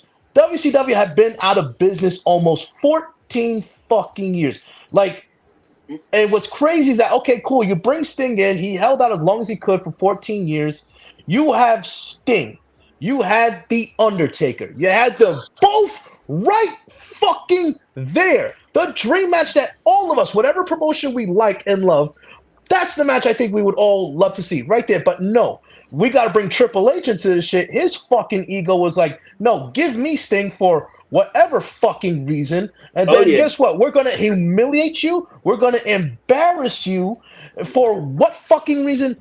Just for because little for because he had ego, bro. Little energy. You can't trust nobody with no face man. Wait a minute. One at a time. Okay. Barbara, finish your thought. Then we'll go to Enforcer and then to Demetrius. Go ahead. Well, like what Demetrius said, like, about potentially like promising Cody and then maybe pulling the rug out from under him. I wouldn't put it past him at all because guess what? Like I said, look, the Sting example right there. Like I said, you had Sting, you had The Undertaker, but no, let's feed him to Triple H. Let's embarrass him in every which possible way during that match, from commentary to how the match was overbooked as fuck. Like, it was an embarrassment for just the most disrespectful. That might be the most disrespectful thing that WWE's ever done to a legend in the business. That was ridiculous. And then thank God that there's an AEW that came along 2020. Tony Khan puts the phone in, and guess what? Sting gets the deserved send off he gets a few weeks ago. Because can you imagine if in 2015 that would have been Sting's last match? Like that's horrible right there. Mm-hmm. Go ahead, Antonio. The thing with the Sting thing, like you just said, Triple H is. Well, look at his resume, and I can back it up. Triple H is the WCW killer. If you remember his terror of the World Heavyweight title, he beat Booker T, Scott Steiner, Kevin Nash. Mm-hmm. He beat Goldberg in an Elimination Chamber match, and then they dropped the belt to Goldberg because they said, you know what, we want this match at WrestleMania. They're just going to work with Goldberg and Brock. Whatever. We're not going to talk about that match. But Sting is WCW. Oh, I forgot he beat Ric Flair too. But Sting, when you hear Sting before TNA, he was Mr. WCW. Mm-hmm. When you go on the tight and you write Sting, the first thing you go see is some WCW matches and stuff like that. So they gave it to Triple H. Now everybody go agree with that. You had Undertaker coming back. You had Sting right there. WrestleMania, that could have been semi-main event with the lights out. Can you imagine the entrances those two would have done? Would have been a classic match, who knows? But still, you had it, and you never gave it a chance. And Karma said, you know what? You didn't give it a chance. I'm taking it. Bam. What happened? But the thing with WWE, they do this with everybody. Unless you got that power, unless you got that name power. Ric Flair they treated Ric Flair like Ric Flair. Hulk Hogan came back. They was about to sweep the rug on the Hulk Hogan, but that crowd said, no, the fuck you not. You know what I mean? So, because Hulk Hogan did his dirt, but with Cody, let me give credit to Cody. Cody didn't go to WWE. WWE came to Cody. WWE came to Atlanta and flew to Cody. Because WWE, they had a plan. They were just like, okay, he's over. He's over. Yeah. He's over. We can use him. Yeah, he's over in AEW. So we're gonna take their guy because we got the power over here to do this because they did this shit to Jade, and we're gonna get on her in a minute. But yeah, they did that. All of this is an elaborate plot to make Cody look foolish. And they've been doing it. They made this man, not only they buried him, but they made him into a meme. They said, like, listen, you and your fans are some crybaby, crying bitches. Oh, yeah. Smack. A t-shirt. Most definitely. They made and a t-shirt. They made money off of you getting smacked.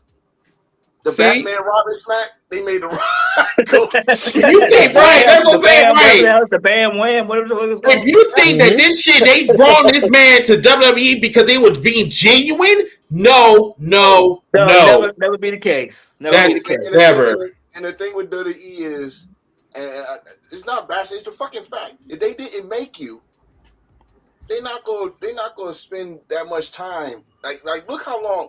Look what they had to do with AJ Styles when he got there. They heard that applause, that pop he got when he got the Royal Rumble.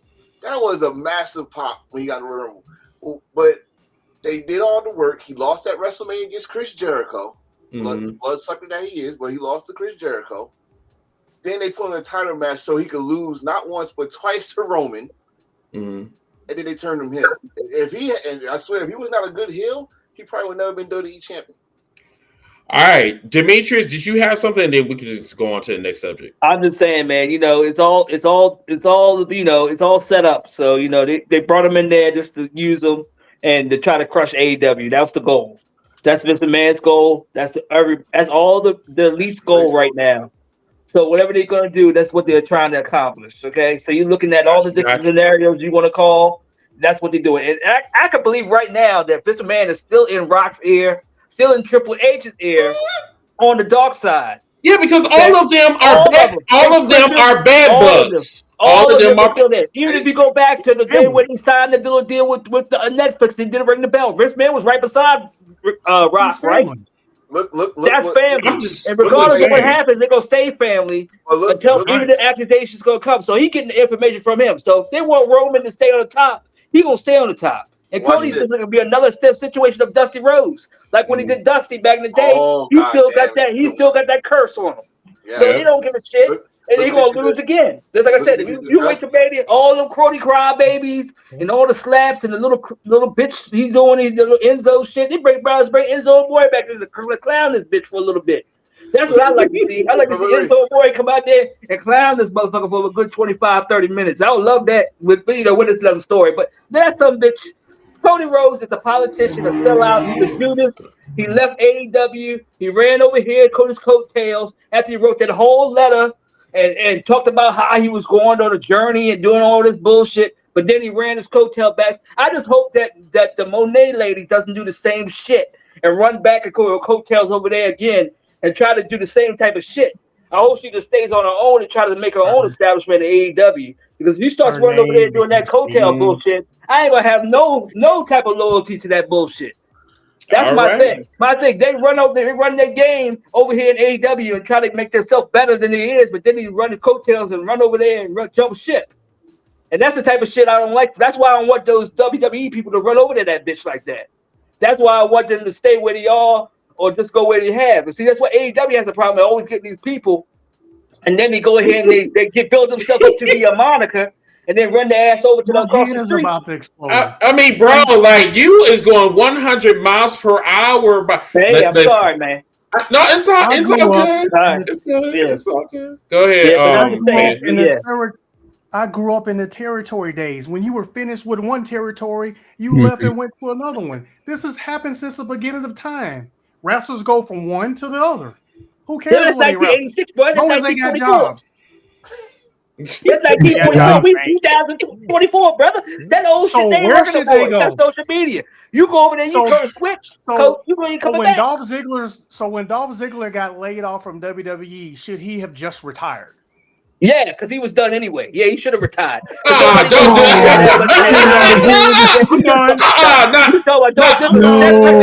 Wait. Right guy? Yeah, he should have retired a long time ago. Wait. Pat Sajak. What is his name now? Pat Sajak. What the hell his name is? He said Pat Sajak. And all that shit, whatever his name is. I don't know what his name is. He's an old Fox News guy. Man, kick that bitch.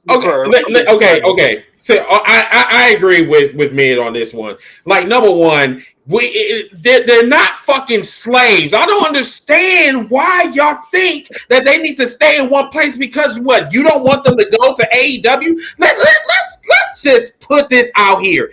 AEW is way better than WWE as far as presentation. I'm not saying he's better than that. He was mid card there. He got pushed down. He did all the accolades. He got one of his belts. He won his accolades. He can go to New Japan and wrestle and all this stuff like that. But I'm saying when he get to AEW and he goes there and he builds his career back up, he shouldn't run Colt back over to the little bitch place. I agree. That's what I'm saying. I'm not saying that they should go here and sit here and not go to different different opportunities. What I'm saying is when you get to that opportunity and you build yourself up past your old statue, you should run back tail toes back to the little master that gave you the break in the beginning. And that's what they do. They run back to the master after that. Oh, master, look what I did. I built myself up. I'm gonna run back over to you. What can I do for you now? Yeah, I agree. Bullshit. You go and build your own name. You stay on the independence or whatever the hell you do, Japan or AEW, stay there. But most of those people, they try to build a name outside the company to run tails to go back to their master. And I don't get it. I agree. That's what I'm saying. Who did that? Cody Rhodes did that shit. Cody Rhodes did it. Cody Rhodes and technically Jade. Because number one, they blew her off. I can name one. So Drew Galloway. Drew Galloway too. Wait. Naomi. Oh shit! Listen, that bitch. Listen. I am very upset when I tell you that is a runaway slave that want to go back to her master. She is the main person that really pissed me off. I said, nigga, first of all, 24 hours ago, like before she went to WWE, 24 hours ago, your ass was the former TNA Knockouts champion, women's champion. And then you decide to go back doing the same thing that you was doing like 4 years ago. Like, it does not make no sense. Yeah, that doesn't make any sense to me. I don't get that. Doesn't make no sense. Yeah, the one girl you said is the man. She has better presentation than she did on Royal Rumble. And right. They should have signed her ass. They should have signed her and brought me that big Papa Pump girl. They should have signed her in the beginning. Now let's go because I know we're like, because right now it's about shit. Okay. We're doing good. We're actually doing pretty good. All right. Yes, we are. As a matter of fact, everybody keep liking, please share, please. Appreciate you guys. Thank you. Now this shit right here. So we always talk about building stars, right? Okay. Sami Zayn is a star, but this man is an Uber driver. He been doing an Uber driver ever since he lost them damn tag team titles last year. Why the fuck this man is back in the fucking title hunt? Matter of fact, Chad Gable, I was rooting for this man. I'm like, you always talking about making comparisons to Kurt Angle and shit. That, what was it, Jab or whatever the fuck his name is. That man was not no goddamn Kurt Angle. This is your Kurt Angle. Yeah. But what did you decide to do? You went back and do a popularity contest. Okay, let's go back to the dirty looking Uber driver from fucking Equate or whatever he from. Now I'm sorry. I know I'm being. Okay, maybe I shouldn't have said that. Yeah. But what really pissed me off is that Sami gonna sit up here and talk about, well, why are they getting angry with me? Why are they angry with me? Because motherfucker, it's not your fucking year. It was not your year to begin with. What you should have did was you should have worked on a heel turn. That's what you should have done. Okay, wait your turn after WrestleMania, not now. Now you're going to go on social media and talk about, well, why the fans, why are they so mad with, first of all, nigga, it's not 2023. It's 2024. There's somebody that actually had a story building up with Gunther. Why the fuck you decide to just come through and just say, oh, this is about me now? I hope the motherfucker loses at WrestleMania. I'm sorry. I'm going to say this because a lot of people thought Chad, especially he was doing nice little videos and his promos was passionate about it. And he was like, yo, this dude is like, since last year WrestleMania, he's been on a fucking tear, like performance-wise. And I'm not sold on this yet. Yeah, he lost the match, but I feel like it's going to be a triple threat match. Like, yo, they doing a contract signing tomorrow. Bro, they are two triple threat happy. We already got a triple threat. Oh, I know that. Bro, we don't need. You're not wrong, man. What I always tell you, this is WWE, and the thing is, I don't know why I see this shit, and if it happens, oh my god, they doing a contract signing. We already know. Fucking Sami is going to face Gunther one-on-one. When he doing a contract signing, I'm seeing this motherfucker will come out and sign his name on the contract like Shawn Michaels did at WrestleMania 20. I swear. And they do that like, oh my God, y'all not creative at all. But once again, if that does happen, I swear to God, I'm coming back the day before my fucking birthday, which is next fucking week. I'm going to be fucking 41, but Sunday night is going to be my motherfucking night, because if that happens tomorrow night, I swear to God, I'm hell. I might not even wait for the cookout. I might not even wait for wrestling debates and catering. I'm going to sit up here. I'm going to say, why the fuck in the history of fucking niggerdom do we have two triple threats for 2 mid titles? I'm not going to be happy, y'all. Not going to be happy. Because it's been 10 years since Daniel Bryan. So they're gonna Daniel Bryan this whole Intercontinental match. It's gonna be a trip. We know this is contract signings are the one of the oldest wrestling tropes in the history of wrestling. We know there's going to be some shenanigans tomorrow night. We know for WWE to do those vignettes for Chad Gable and then just to be like, nope, we're not going to do that. It makes absolutely no sense because I've been told by WWE only fans that the presentation and the story is what brings the fans in, is what's the selling point. So when you put that time and effort into a Chad Gable with the presentation, with the storyline, making his kids cry, I'm sorry, but all of us as grown men, any of those who are fathers, if another man makes your kid cry, it's on sight every damn time. But now you have him lose. Nope, he doesn't have that chance now. I love Gable. Chris, I'm with you. It should be Gable one-on-one with Gunther, and I'm going to drop a damn not even a prediction. It's going to be what's going to happen at WrestleMania. Chad is going to pin Sami to win the IC title to make Gunther stay strong in his quest for the heavyweight title. It's a cop-out, in my opinion. You build a star not just by giving him the belt, by having him pin Gunther's shoulders to that mat for the 3 count. That's how you elevate. That's how you elevate Chad Gable. Not just giving him the belt. Have him pin the longest reigning Intercontinental Champion of all time. It's grade school level booking and common sense. But nope, WWE, like Mid-South has said multiple times, the writers just love to get in the damn way. Sometimes the best stories in wrestling and in life are the most basic bitch stories possible. Just keep it at a kindergarten level. We don't have to go to damn graduate or medical school with this shit, okay? I'm a basic bitch when it comes to good stories, okay? Just keep it. I'm a basic bitch. I don't need you to add layer. I'll admit it. Guess what? Clip this.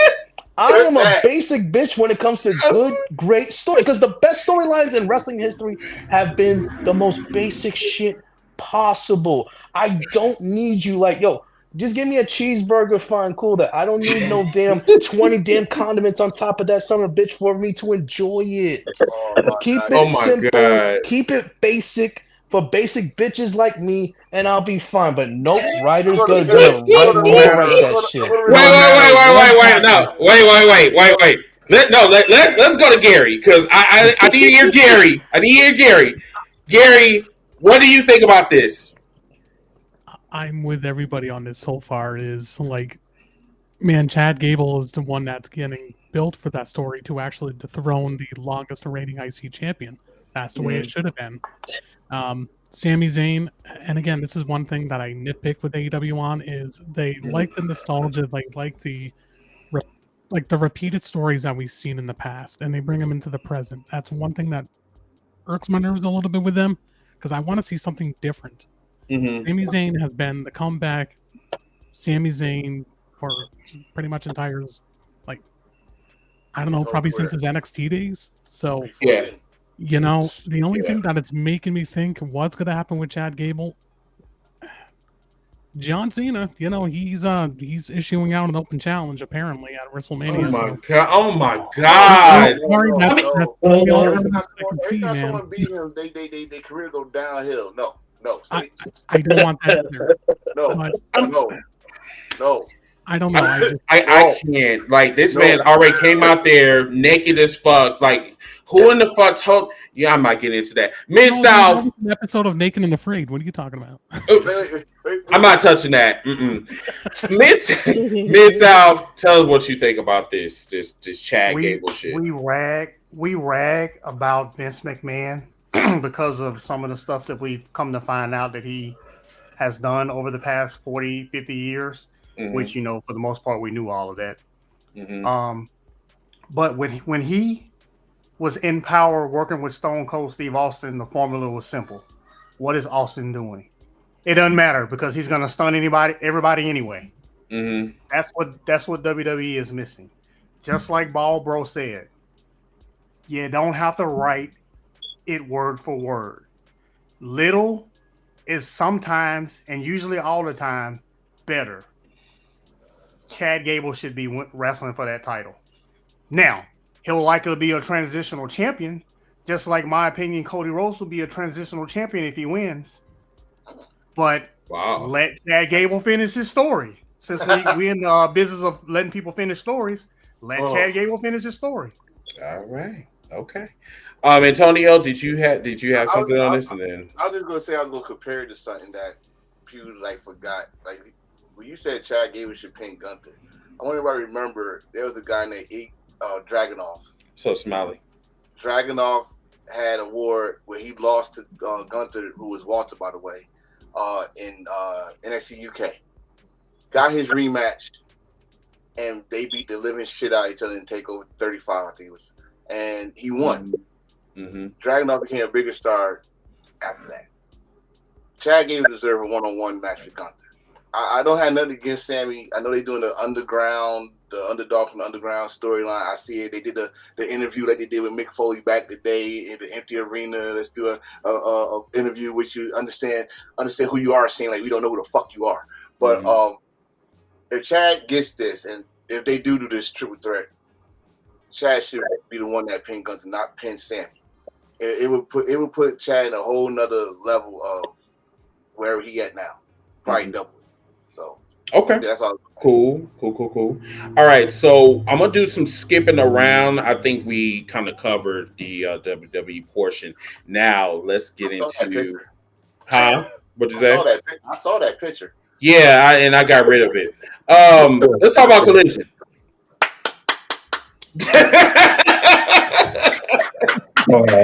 This was a dude clapping, by the way. Dude, that's our boy Brian Keith. Boy, when I tell you, this match was dope as fuck, bro. Like, man, Kyle O'Reilly is a fucking beast. Did not miss a fucking beat. This match was fucking dope, man. I have no words. Who else want to jump on into this? Barbaro, did you want to? I have. Mid. Go ahead, Mid. Go ahead, Mid. I have been watching Brian Keith wrestle here in Texas on the Indies for like 5 years. I'm super excited. Wait, you're in Texas? Yeah.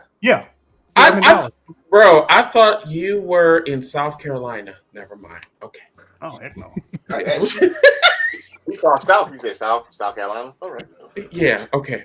Continue. Go ahead. Yeah. I'm super excited for Brian Keith. I don't care if he doesn't win another match this year.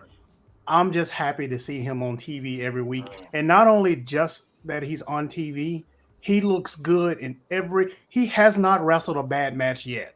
No, he hasn't. And that match with Kyle O'Reilly was fire. I'm not a big fan of Kyle O'Reilly. Especially especially as singles. I just ain't. I've never have been. Not even in ROH. Are you serious? But I love that match. What type of human are you? I like Kyle O'Reilly better in Red Dragon. Yes. As a tag team wrestler. Singles, I'm not really interested in. Never have been. No offense to him. I just never been in. I don't like you now. To see Kyle O'Reilly. Brian Keith is my dude.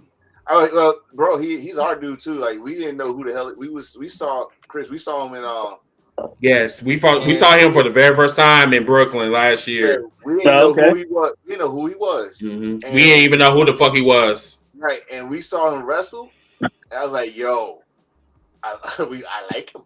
Yeah, and then this man came to Milwaukee. And he was like, "Hey, wasn't you in Jabber Slam or whatever?" I was like, "Yeah." I was like, "Yeah, you Brian Keith or whatever." I wanted to chop it up with him, but I didn't really know him like that.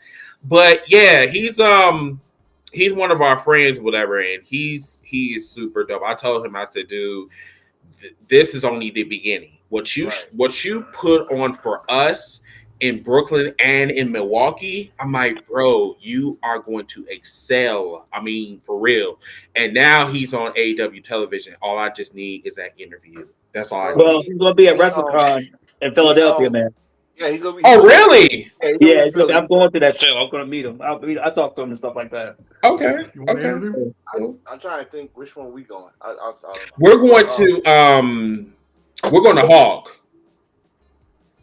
Oh no, we doing Wrestle Revolver versus Hog. Oh, okay, I'm going to WrestleCon. You're not going to WrestleCon at all?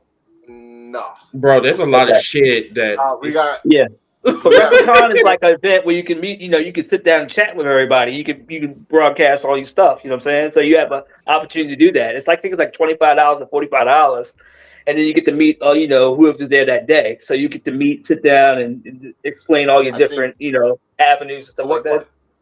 What time of the day is it? What day and what time? I think it's like 11 o'clock in the morning to probably 5 o'clock in the evening. Sometimes it depends. What day? Every day of the week. I think it's every day of the week. Thursday, Friday, Saturday, Sunday, every day. Okay. Yeah. Yeah. So it could depend. People are different there because I think the day I'm going, I think I want to see the Muda because I need to meet Great Muda. I missed it the last time I went to WrestleMania, and I think he's supposed to be there one day. I'm not for sure, but I missed Great Muda the last time, and I really wanted to meet Great Muda. WrestleCon. If you go to WrestleCon.com, I believe that's the website. There's a list of all different people, like Ronda Rousey's going to be there, and like Trish Stratus. And really? Yeah, and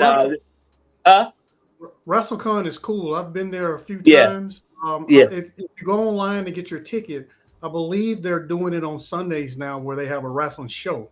Yeah, I went to a show where I think the Fox 2 guy, I forgot what his name is, the guy that's the newest one, not the newest one, but I don't know the name.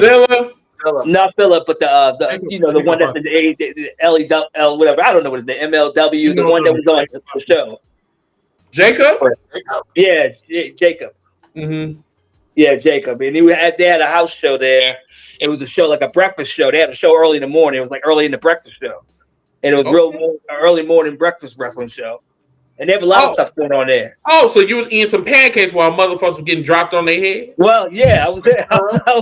Yeah, you got a whole bunch of stuff. They got your boy. They got one event. Guess what? They got one event. They got your boy coming.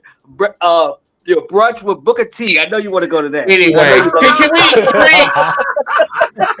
we? So moving on, this match right here was dope as fuck, bro. Like, yes, it was. Oh yeah, Tabata's always a beast. Yeah. Yes. It was grappling clinic. It was pretty much technical. I mean, he got some strikes in there, as we all talked about earlier about Brian's chest, like he was doing slip and slide on concrete. But Tabata and that dude, bro, Tabata, especially slip and slide. You had that man kick you.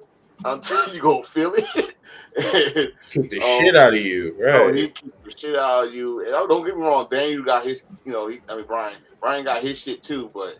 Mm-hmm. I think Miss South said earlier, they left room for a rematch. Like they didn't give you all this shit. They just gave you stuff so you can enjoy that night, but they got more. Was anybody walking afterwards? You mean limping or slow? Yeah, limping. Yeah. You got Tabata in there. Anytime you guys see, that's where I want to go. You know what I'm saying? I might have to try to sneak away to go to watch this because I love me some Shayna Baszler. I'm sorry, that's one of my favorites. So I want to go. Yeah, I want to go, but like I say, I don't land until 4 o'clock in this. What part of Philadelphia? Are you landing in Philadelphia or Delaware? Philly, but I'm going to be staying with Enforcer in Delaware. But it's like what part of Delaware? Wilmington. Yeah. Oh, all the way in Wilmington. Okay. Yeah, we like a half an hour away from Philly, so. Got you. My drive is 15 minutes. Yeah, because them Airbnbs, they knew WrestleMania was in town, so they run. Yeah. Oh, I got mine early, so that's why. Yeah, I got mine last year. Yeah, I'm gonna do that next year if I do go. But what you guys got to say about this? And then we'll move on to Barbaro versus Demetrius. The fact that something that Triple H called dumb, he's using it. What do you say? You call Forbidden Door dumb, but you walking through that door now. What door do you gonna call it? The wrestling portal? You gonna call it the wrestling portal? The wrestling portal. You gonna call it Doctor Strange? Back to back to the DeLorean. Okay. Yeah. Well, let's call it that. That's just a Forbidden Door studio. But I like this. That's something. That's up her alley. Like she's a former MMA fighter. I mean, we talk about GCW though. Like, I mean, she's running the risk of getting injured though. No, that's not. But have you watched Bloodsport though? Have you watched the Josh Barnett shows? No, I have not. Yeah, that's all I'm telling. It's not. Because they don't have ropes. They don't have ropes. And I saw no match I did see that was really good. You got to go back and watch it. It was the match with Karrion Kross and Nick Gage. Oh, yeah. Ooh. That was amazing. I'm gonna tell you right now, that was a great match. That one, yeah, that one was amazing. Suzuki against Josh Barnett. Yeah. John Moxley was, I forgot who he was facing. He was on it. Yeah, it's like Bloodsport, the movie. No ropes. Yeah. No ropes, and you know, it's like a shoot. It's more like a shoot type fight, and it's more intense. So it's a real good show. Like that's why I say I might have to break down and try to get there. So I think you can kick people in the pussies, huh? Yes. I guess you could. You could elbow them. You could do all types of shit you want. Put their foot, make them a slipper. Yeah. Yeah, but I don't know who she's supposed to be facing. Have you decided who she's facing yet? No. We don't know. They say it might be some more WWE people coming. Alley Catch. Oh yeah, that's why the ticket's $200 a piece. Wait, what did you say, Gary? I'm thinking Alley Catch. Why not? Alley Cats? No, what's the other MMA girl that was in that Kelly girl there with the ring on? Not Alley Cat. Come on. Right, that's a lot. Right, that's a lot of pussy in the alley. I mean, like not Alley Cat, man. Come on, man. Whatever. Not Alley Cat. Whatever. That's a deathmatch wrestler lady. I think I remember seeing her at one time at CZW or something. Alley Cat or something. Yeah. Something like that. Yeah. Yeah. Oh god. Okay, so let's before we go to the what if segment, first I'm gonna give this opportunity to Barbro and Demetrius. So I'm gonna do this. You know what? Hold up. I need the appropriate wear. 1 sec. Appropriate wear? What is he doing here? What, he putting a Cowboys hat on? Okay. No. Yeah. Okay. So earlier, Barbro, you basically well, this was off the cookout about 2 days ago, whatever, and I put out the video of what you said. You compared WrestleMania to the Dallas Cowboys as far as like aura goes, you know what I'm saying, like legacy and shit. And Mr. Demetrius, aka Mr. Charles Xavier, of course, he can see into the future. He did not like what you said, so I'm going to give you this time to confront or tell Barbro your thoughts. You go ahead. So I'm just saying, man. Go for a second. One at a time. Go ahead, Barbro. Go ahead, Barbro. I want you to rehash the statement. I need to hear it. I just want to rehash it just for in case if whoever's watching didn't see. So I compared the aura, because it was on the context of like why aren't WWE signing some major free agents, with the allure of WrestleMania. So I said the WWE has the allure of what the Dallas Cowboys used to be back in the 90s. When you used to sign with the Cowboys back in the 90s, they were America's team. They were the franchise. You had that star on your helmet. What did that mean? You basically had a golden ticket for not just your football career, but for post-career. You got the analyst job in the Fox booth. You got that ESPN commentator job. You were set for life. Jerry Jones, he treated you like he was one of his own kids. You were set for life. You have that star. It was the franchise. It was the standard. It was the better. But it's been almost 30 years since they've won a Super Bowl, and in that time, over time, the allure of that star on that helmet has just dropped.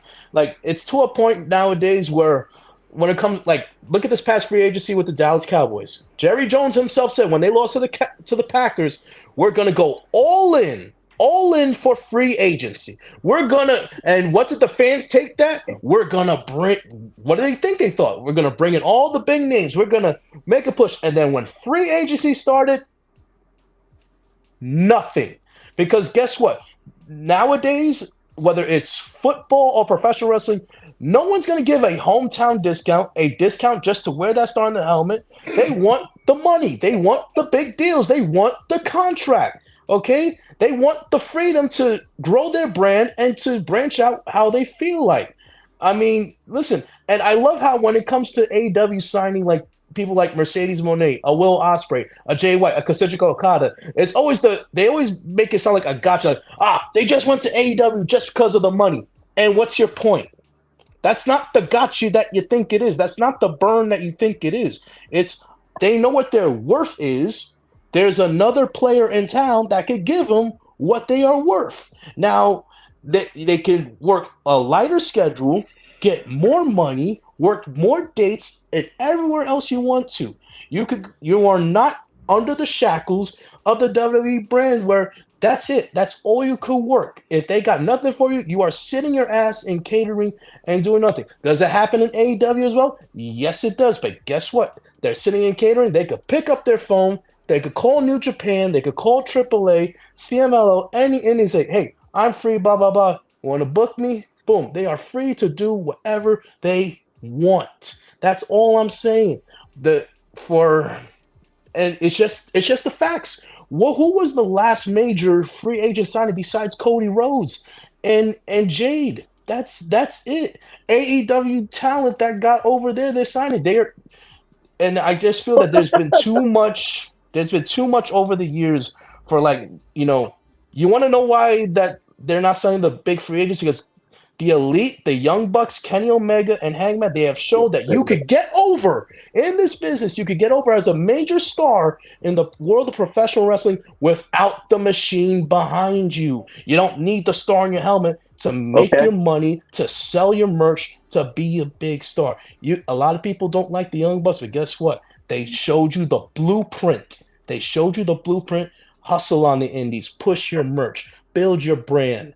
And they are making millions of dollars, just like more money than they would have ever made in WWE. Look at Matt Cardona. Matt Cardona is following the Young Bucks blueprint, and Matt Cardona is making more money. He's a bigger deal now than he ever was in WWE. Why the hell would he want to go back? Why? Because he's gonna run back to the coattails right on. If that was the case, he would have done it by now. He's going. He just didn't get the sidetrack. Nobody signed him yet. As soon as they say, Matt Cardona, you want to come back over here? You want to come over here and kiss the butts of WWE? He gonna run his ass right back over there and sign that contract and put back on that Zack Ryder outfit and dance into the sunset.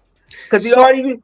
So Demetrius, what was it? What was the issue you had with Barbaro when he compared WrestleMania to Dallas? What triggered you when he said? Because he's just saying that he's trying to say that WWE is not still on top, that they're America's team and they never done shit since 2001 or whatever the hell the Cowboys did their shit.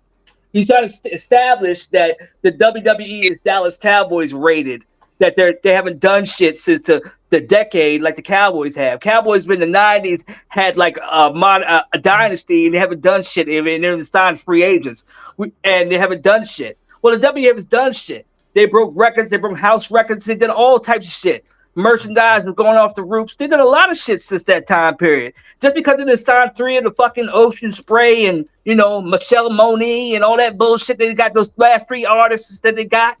It doesn't make a difference because you signed T.O., motherfucker. It don't make a difference. You know what I'm saying? He ain't gonna do shit over there.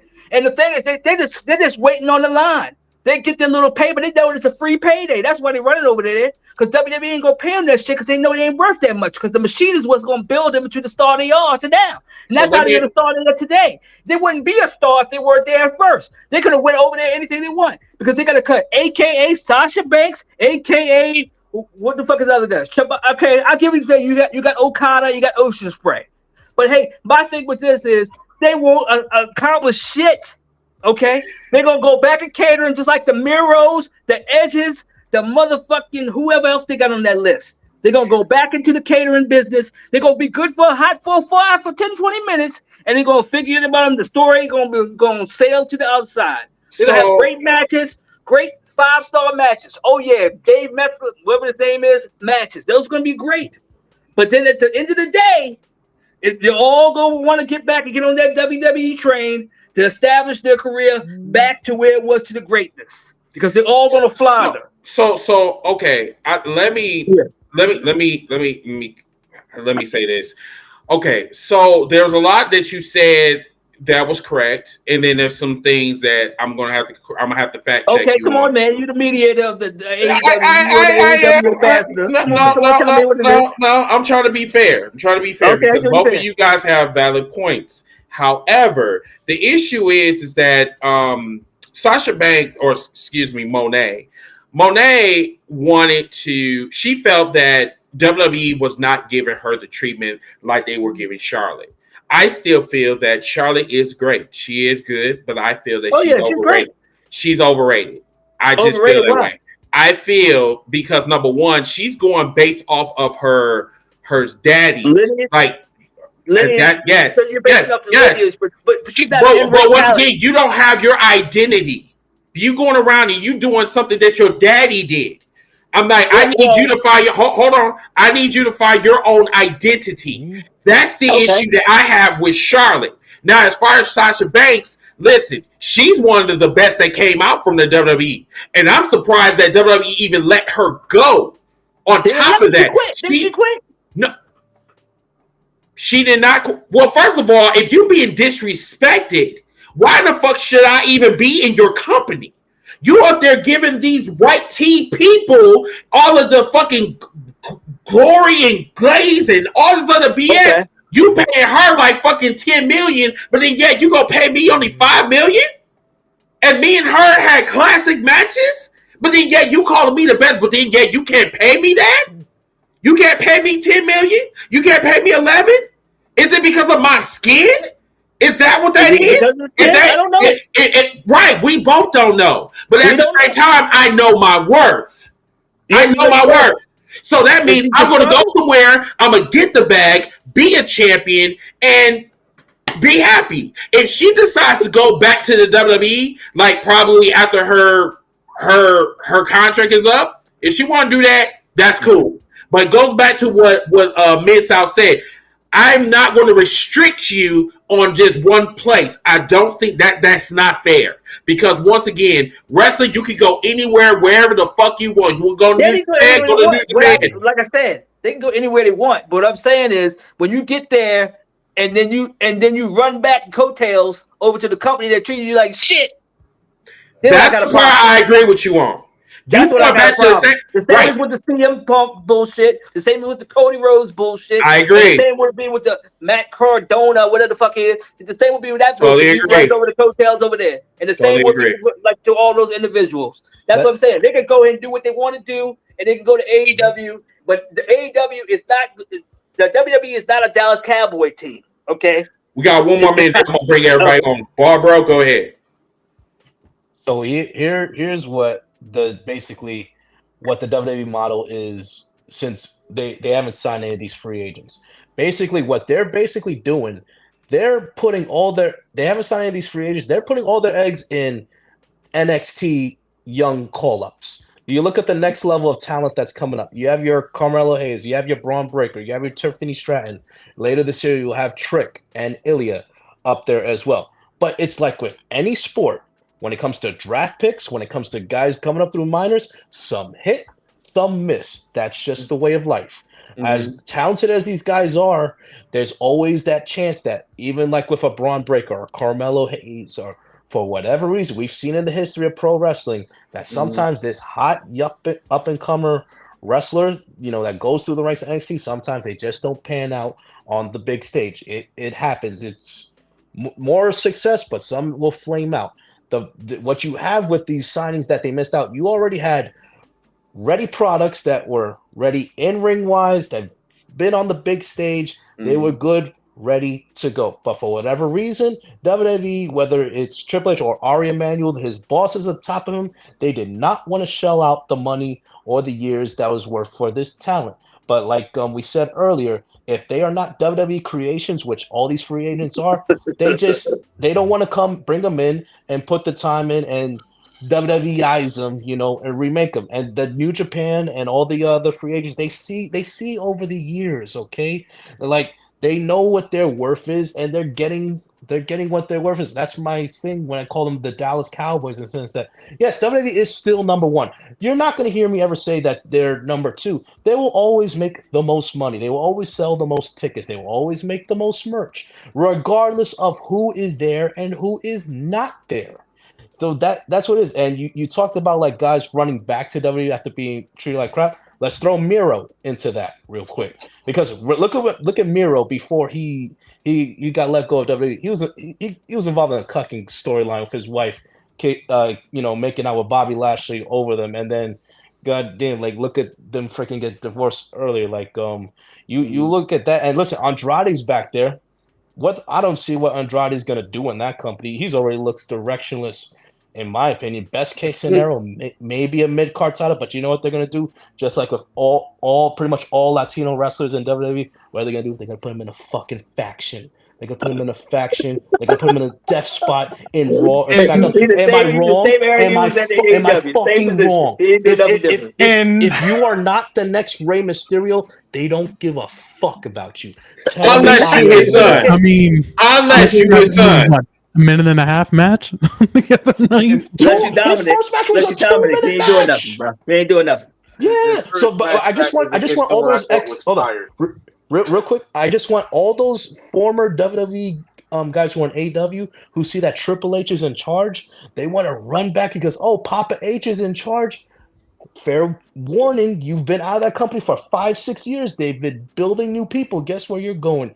You're not going to where you were when you left. You're going to the back of the damn line. So that's correct. They better start thinking smart. The Malachi Black, the Miro, you better start whatever the fuck reason that you're not accepting angles or bookings, whatever AEW, you better square that shit up. Like in my opinion, I think they're better off where they are now than going back home. That's my opinion. All right, cool. So I mean, instead of doing that I want to say though, guys, if you don't mind, brother. Yeah, go ahead. One thing that I will never understand the mentality of the wrestling fans that want to shit on the fan that's supposed to support these wrestlers. You know what I mean? Like Jade Cargill, people were just shitting on her with her AEW run and just everything imaginable. Here she is in WWE, only made 2-3 appearances. Oh no, we never said anything bad about Jade. No problem. But they don't know her. They never seen AEW. Listen, me, Gary, we have had these conversations on multiple platforms. And yet, how the fuck can you get happy about a person you have never seen? You don't watch AEW, so how the fuck do you know who she is? Because the machine is behind them. The machine is behind them. That's why. It doesn't. Okay. Once again, you don't know who she is. I don't give a fuck about the machine. You don't know who she is, but they hyped it up to make you want to be interested in who she is. But once again, like I can't see you. You're hiding in the fucking forest. This is not Mortal Kombat 2. Well, they needs to stop Dark TV every week. Jay needs to stop coming in the fucking forest and peeking her head in. Stop it. I'll just back there on the Dark channel. Sir, I'll say this. Go ahead. And people should really hear me on this because this makes perfect sense, and there are plenty of examples about it. It's as simple as this. Everybody can't be pushed at the same time. Storylines are built in advance. Sometimes they ain't got nothing for you. We can go to WWE's roster right now, and we can find at least 40 to 50 wrestlers that ain't doing jack shit, or 40 to 50 wrestlers that are popping up on TV as background in some party segment. So Jade is fine where she is. She was always going to be WWE. It is what it is. Malachi Black, he's finally doing something now. For a while, he was hardly doing anything. Miro, he keeps getting injured all the time. Same thing with Andrade. He was always injured. So I can't book 6 months worth of storylines for you if you can't give me 6 months of availability. It happens. It happens everywhere. Okay, so Classic said this, and great take, brother. Classic said this. He said, "My only question is this: Are we talking about to the people who is downing her?" And I think he's talking about Jade, or the people that has been said that his booking was trash, even in an undefeated streak. Because low key, there are two different criticisms. Are you talking about Jade Cargill, Classic? I think you're talking about. Yeah, it's about Jade. Yes. Okay. And that's the thing about the Jade Cargill booking when she was undefeated. It was always who is she facing. Most of the time it was somebody, a local indie person from that town, or somebody from that's trying to get a contract, and she only beat them like Goldberg style. But when she do get a story, like she had with Nyla Rose or I think it was Sky Blue or Forgot about her. there was they had a nice little pay-per-view match, but Jade was going to win anyway. So that was the criticism about her because they said she was green. We all said she was green. We know she's green. I still say that. Let me clear that debate. We all said she was green. She's still green because WWE even said she's green. She got to learn the WWE way. Yeah, 100%. And that's gonna take a minute. They were protecting her. Right. They didn't want her to look stupid against Britt Baker. But they could have put her on the main show. The fucked up part of her best match was her last match. Yeah, and it's very much so. Her best match was her very last match. So after finally getting it the AEW way, she go to WWE where you gotta tell a story in here. You got blah blah. And when she got the Royal Rumble, I say it. She like $1 million. She did. They made her like $1 million, and they kept her strong. So the next time we go see her, possibly on WrestleMania. Don't know how, don't know what, but that's the facts. Facts. Now the criticism about her joining WWE, bro. This bullshit. Like, come on, man. Like, she said it. She wanted to be in WWE the first time. They didn't think she was good enough. She went to AEW. Yeah, and that's the part that I don't like. And I think this is what Demetrius was talking about. That you're gonna use a company just to get somebody else's attention. Fucking Ike slapped you around. I don't know how many fucking times, and yet you gonna go back to the motherfucker. Yeah, they get knifed. Come on, man. The crazy thing about this is just history repeating itself. Drew McIntyre got fired, went out, made a name for himself, and guess who called him back? And he said, I'll be there. He did some indie days. Like I said. He did some indie days the same day he appeared on NXT TakeOver for Evolve. That's what they do. I think that shit is bullshit, though. Just like we just said, Cody Rhodes. How about this one? I saw somebody put in the comments. I forgot. I don't know why we didn't mention it. CM Punk. Oh yeah. I don't mention CM Punk because CM Punk is not in my orbit. I got more names. I got people like Bret Hart. I got people like Hulk Hogan. All y'all went there and did this. Bret Hart for the end of the decade was fuck WWE. Guess what? You came back and had a fucking damn WrestleMania match and put your whole fan in the Hall of Fame and all this stuff. So it's just a fucking record, a broken record that's going to keep on turning. They always going to leave. There's always somebody going to say, I'm going to do this to get y'all to come back. And most of the time, some of them do come back. Even the ones that say, I will never go back. They going to come back now. Jim Cornette came back. No, I don't like that bags of dicks motherfucker. I can't stand his ass. Oh man, yeah, I can't stand him. He said bags. He didn't even say like a bag of dicks. Yeah, I'm telling you.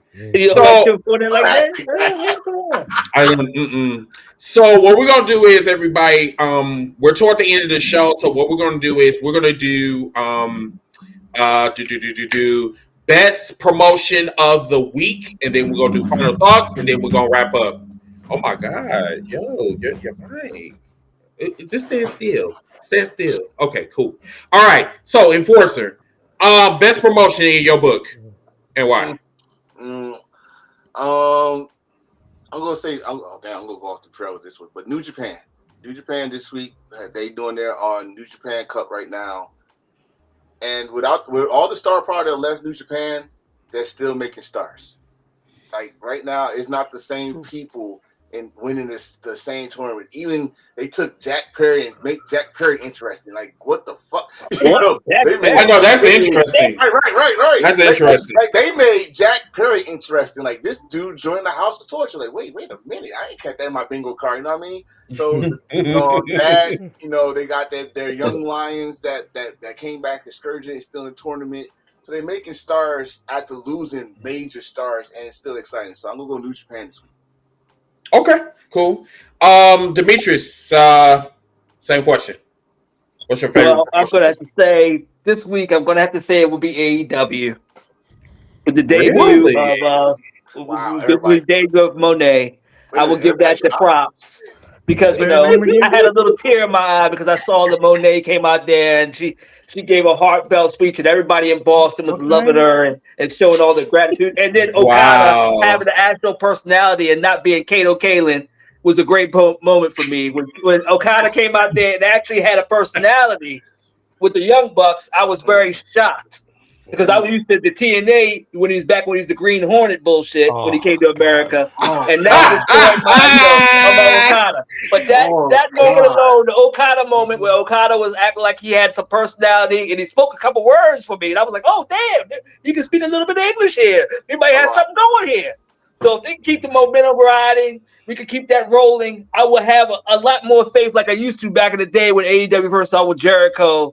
And maybe I'll go to Kenny Omega, and hopefully we can get Kenny Omega healthy. I don't know if we got to go through a cryo chamber or do something to get him back in the stage so he can go back and confront the young Buccaneers, whatever, and get them bitches out of there. That's all I want to happen. But hey, man, other than why AEW did their thing this week, and we'll see if they can do it this week, hopefully. But if they mess it up, man, I'm gonna come in here and let you know if they effed up again. But they did this week. They did show something.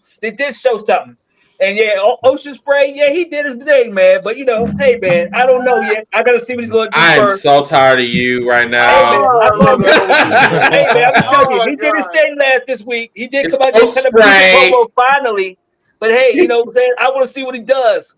Because I don't want to see him fighting the Batwing guy. I want to see him get to the title picture. Okay? Who is the Batwing guy? I don't know, man. You got a Wayne Brady and you got somebody else on there. Those guy who's fighting his friend, whoever it was. I don't know the hell these people. But I want his ass to fight. I want his ass to fight somebody with some relevancy. I don't want him going fighting. He's fighting Danielson at Dynasty. I don't care about that. I want him to get for the title picture, man. If Danielson ain't got no title, wait. What's going on with Strickland? Wait. Did you not hear anything we have said in the last 2 fucking hours? But where's Swerve at? Bro, he's going for the title against Joe. Dude, really? If you don't get that belt, bro, I'm done. You gotta get it. Oh no! You know what? I know that this is a trap, and I'm not going to go there with you. I'll deal with you on final thoughts. Gary, go ahead. Best promotion this week. The first thing I gotta say is now when I fucking grab a juice of Ocean Spray, I'm gonna think of this podcast. Oh man. And it's really a toss up. This is what I love about professional wrestling is, man, there's so much of a mix of great things going on right now. But my promotion of choice, honestly, this week has to be TNA. I mean, they've been really killing it since the new I'm very mad at you right now. Hit the buzzer, brother. Hit the buzzer. I thought we were here, Mr. Neighbor. I guess not. So I guess I'm gonna go back hating on you. Fuck you and the Vikings, okay? Oh, dude, I'm not even a fucking Vikings fan. Okay, I'm sorry. Go ahead. Go ahead. No. All right, TNA. Okay, that's cool. That's cool. Okay. All right. God. All right, Mr. I'm sorry. Did you have something else? Yeah, I was gonna say I would suggest Steve Macklin and the Rascals versus Nick Nemeth and Speedball Mountain. Fucking phenomenal match. Spitfire is really fun to watch. Tasha Steele's coming out there. I'm glad she's still in the mix with things going on there. My shocker of the week for that program, this is why I love TNA, is AJ Francis defeats Joe Hendry. What the fuck is going on here in TNA? But he's getting over just by talking. I'm not gonna lie. Wait a minute. Who is that one dude? Bro. Who is that dude? When you say his name and then you clap. That's that Joe Henry guy. Joe Henry. Dude, I love him. Yeah, he's the hero that professional wrestling needs. He's the hero we need. Yes. Pack him up, bro. You know what? See, you is a fucking hater, bro. Man, I like me some AJ Francis, bro. I don't give a shit about no Joe Henry. Wait. The same. Wait. Pause. The same motherfucker that couldn't go over the top rope. You like that man? Man, come on, man. That's the one mistake, bro. You can't cancel one bot. He didn't. You know what? He's still a beast. He's still a beast in the No. ring. He's man. gonna do his thing. You watch, he gonna do his thing. He gonna come back. He gonna come back. You go hate right now, but next month you gonna be like, oh man, AJ Francis had the best shit going. Okay, and you know what? I'm gonna be waiting a long motherfucking time too. Okay. So yeah. Okay. All right. Okay, Barbro, best promotion this week.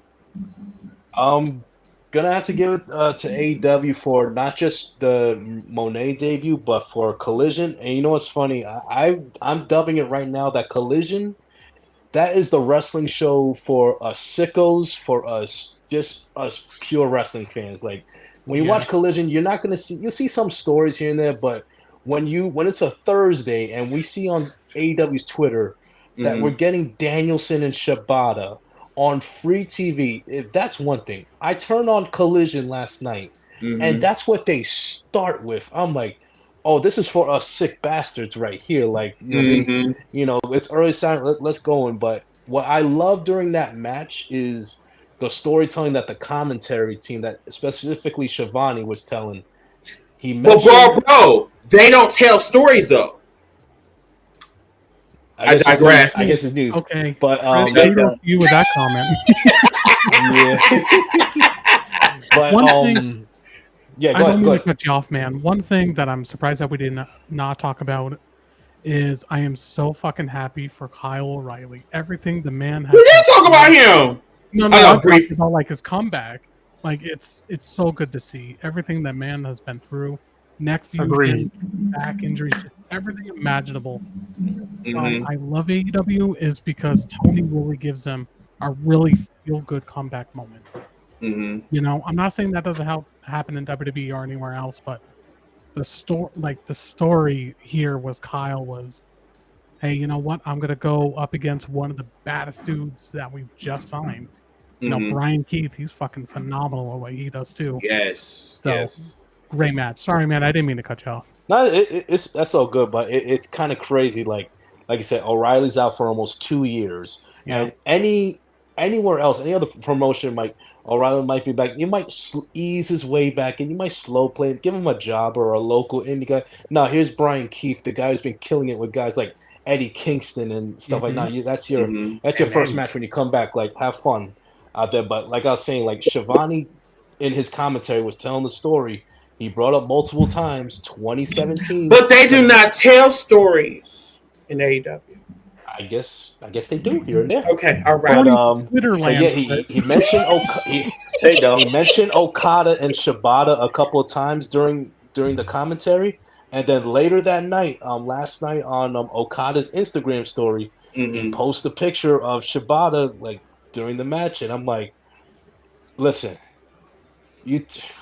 some point, I don't care if it's a pay-per-view, main event of a Dynamite, whatever, those two in the ring, just 15, 20 minutes, just get your popcorn and just enjoy the full circle. Like I said earlier, we have 4 guys in AEW right now, in Copeland, O'Reilly, Shibata, and Danielson, that the past 10 years were told they would never wrestle again, that their careers were over, and they were all on the show last night. And just one more thing before and I'll pass it off, is that if this is Danielson's last year as a full-time competitor, like he's this 3-year run, almost 3-year run with AEW, he's moved into my Mount Rushmore as a wrestler. He's the best. I agree. I think he and Omega, I pinball back and forth between him and Omega as the best wrestler of the modern era of this new age of wrestling. Like, those two, in my opinion, are the 2 most influential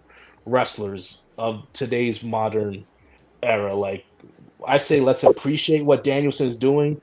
Random match, storyline, whatever. I say, let's appreciate what he's doing for that match with him and Ospreay. Like, it's just gonna add to his catalog, insane catalog, and it's just gonna make Ospreay look. And just one more thing, like, I didn't know Ospreay could cut a promo like that. I didn't know. Listen, that needs to be a T-shirt. That line he said, like, restore the feeling, bruv. I am the feeling. Like, Bro, boom. That's a bar. That was a a bar. I was like, oh That shit. is Okay. one Yes. thing that I If you laughed didn't- at since- saying oil Just a spray sucks, quick side note. I'm not gonna do Quick anything side note, else. since you say you didn't know Ospreay could cut a promo Yeah. like that, That, go look up some of his New Japan yeah, stuff. that- Because the that's- first one that comes to mind was the one he did to Kenny Omega Thank before you. Wrestle Kingdom. Thank you. Yeah. that one. I like Yeah. I only watched the match, bro. I'm not Dude came for his I'll scalp. go back and watch it, but I only watched the When match. you said that, when you said that You're missing you out, didn't bro. think he would do a promo like that, that's the first one I came up with. Like I wanted that to dude- fight when he did that. That dude, like, literally, like, cut off Kenny Omega and Bandit jumped over the table and gave him some passion shit. The only thing with Will, like, if you watched the Collision last week from Collision to Dynamite, they probably told him, like, hey, you can't curse like that over here. You know, blah, blah, because he was cursing like when he saw the Daniel Bryan dancing. So they probably told him, but he still brought the passion in that, and maybe more interested in that match. But you go back to his New Japan promos, you'll see he always had that passion. You just gotta learn how not to curse. Exactly. Yeah. That's about it.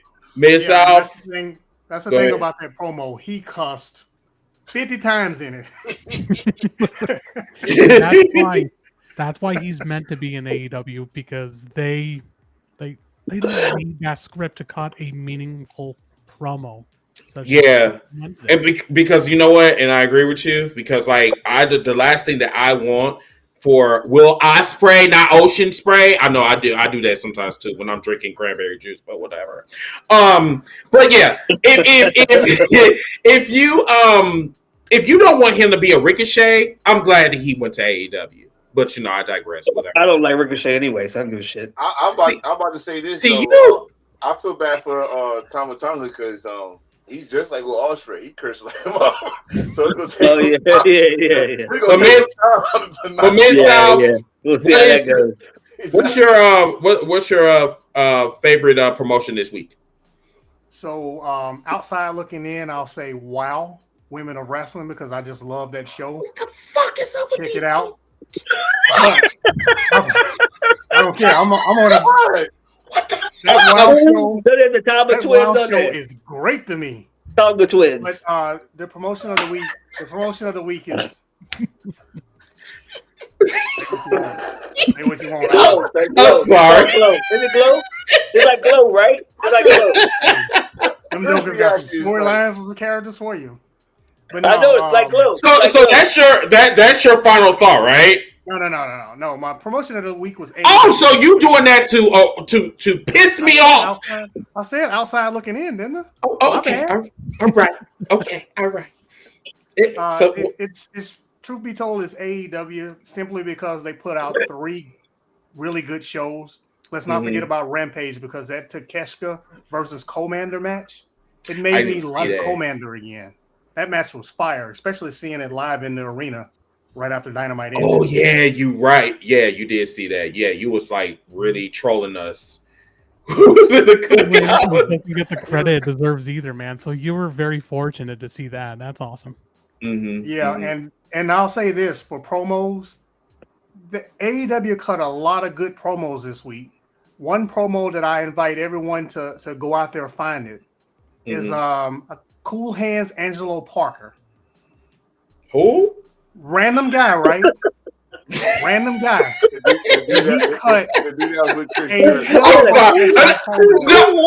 I'm serious. Like, I don't know who the fuck this nigga is. He used to be.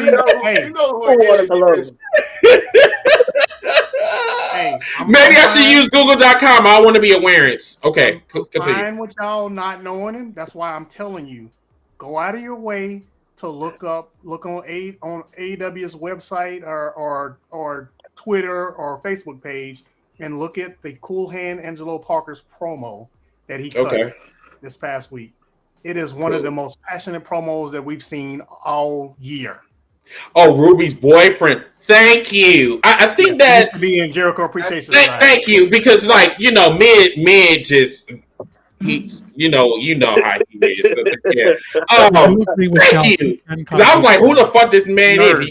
He could have. I don't know who it is. It's totally fine. Can I just quick hot take?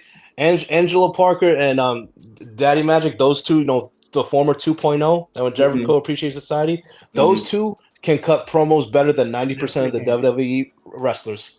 Oh Lord, here we go. I'm sorry, but he is not wrong, folks. So my take is, hold on. They could cut promos better than most of the motherfuckers in AEW too. You give them a fucking 90% of He's a hot top Harry and Michael Johnson. What about this guy? Everybody forget because Daddy Magic hit a nice promo after the Blood and Guts match. That went viral. I mean, that was before he turned into a manager, but whatever. You give him a chance. Y'all remember what he used to say? They cut better promos than about his nipples. You know what makes that? He took the whole gimmick and made it like. Right, like that's another thing that motherfuckers keep taking. I said sugar nipples. I said final boss. I said I digress. I need to get paid for all this shit because like I'm tired of people taking my shit. You know what I'm saying? I'm fat and I'm black and I'm about to go on trips and yeah, I'm not being compensated. But anyway, I will tell you this. My favorite promotion this week was AEW, hands down. And also tune into this Wednesday. It is going to be awesome. And you guys need to see it. Straight up. So number one, I want to congratulate you guys. This is the highest viewed show to date because of you guys. So I just want to just put it out there right now. We have 40 folks watching across all platforms right now. So thank you guys. Appreciate it. Remember to like and share this podcast. Love you guys. You guys are fucking awesome. I thought y'all could not do yourself. Okay, so final thoughts. Let's go around the room. Let's start with our guests of the evening. Mr. Charles Xavier, the one that just took the cake today. Goddamn, you just are such a nigga. I swear. I feel like I'm sorry for the shit. Sorry for the shit. No, but go ahead. Final thoughts. All right. My final thought is that, man, love being here. Love being on the show. You know, we're going to keep the thing rolling. Keep your podcast rolling. Keep your shit rolling. Everybody check out my page. I create crazy shit. I'm doing all that type of shit. Look forward to Monday. We're going to see what happens. See if Cody cries some more tears. That's what I'm looking to see. Hopefully he can shed a tear real good this week.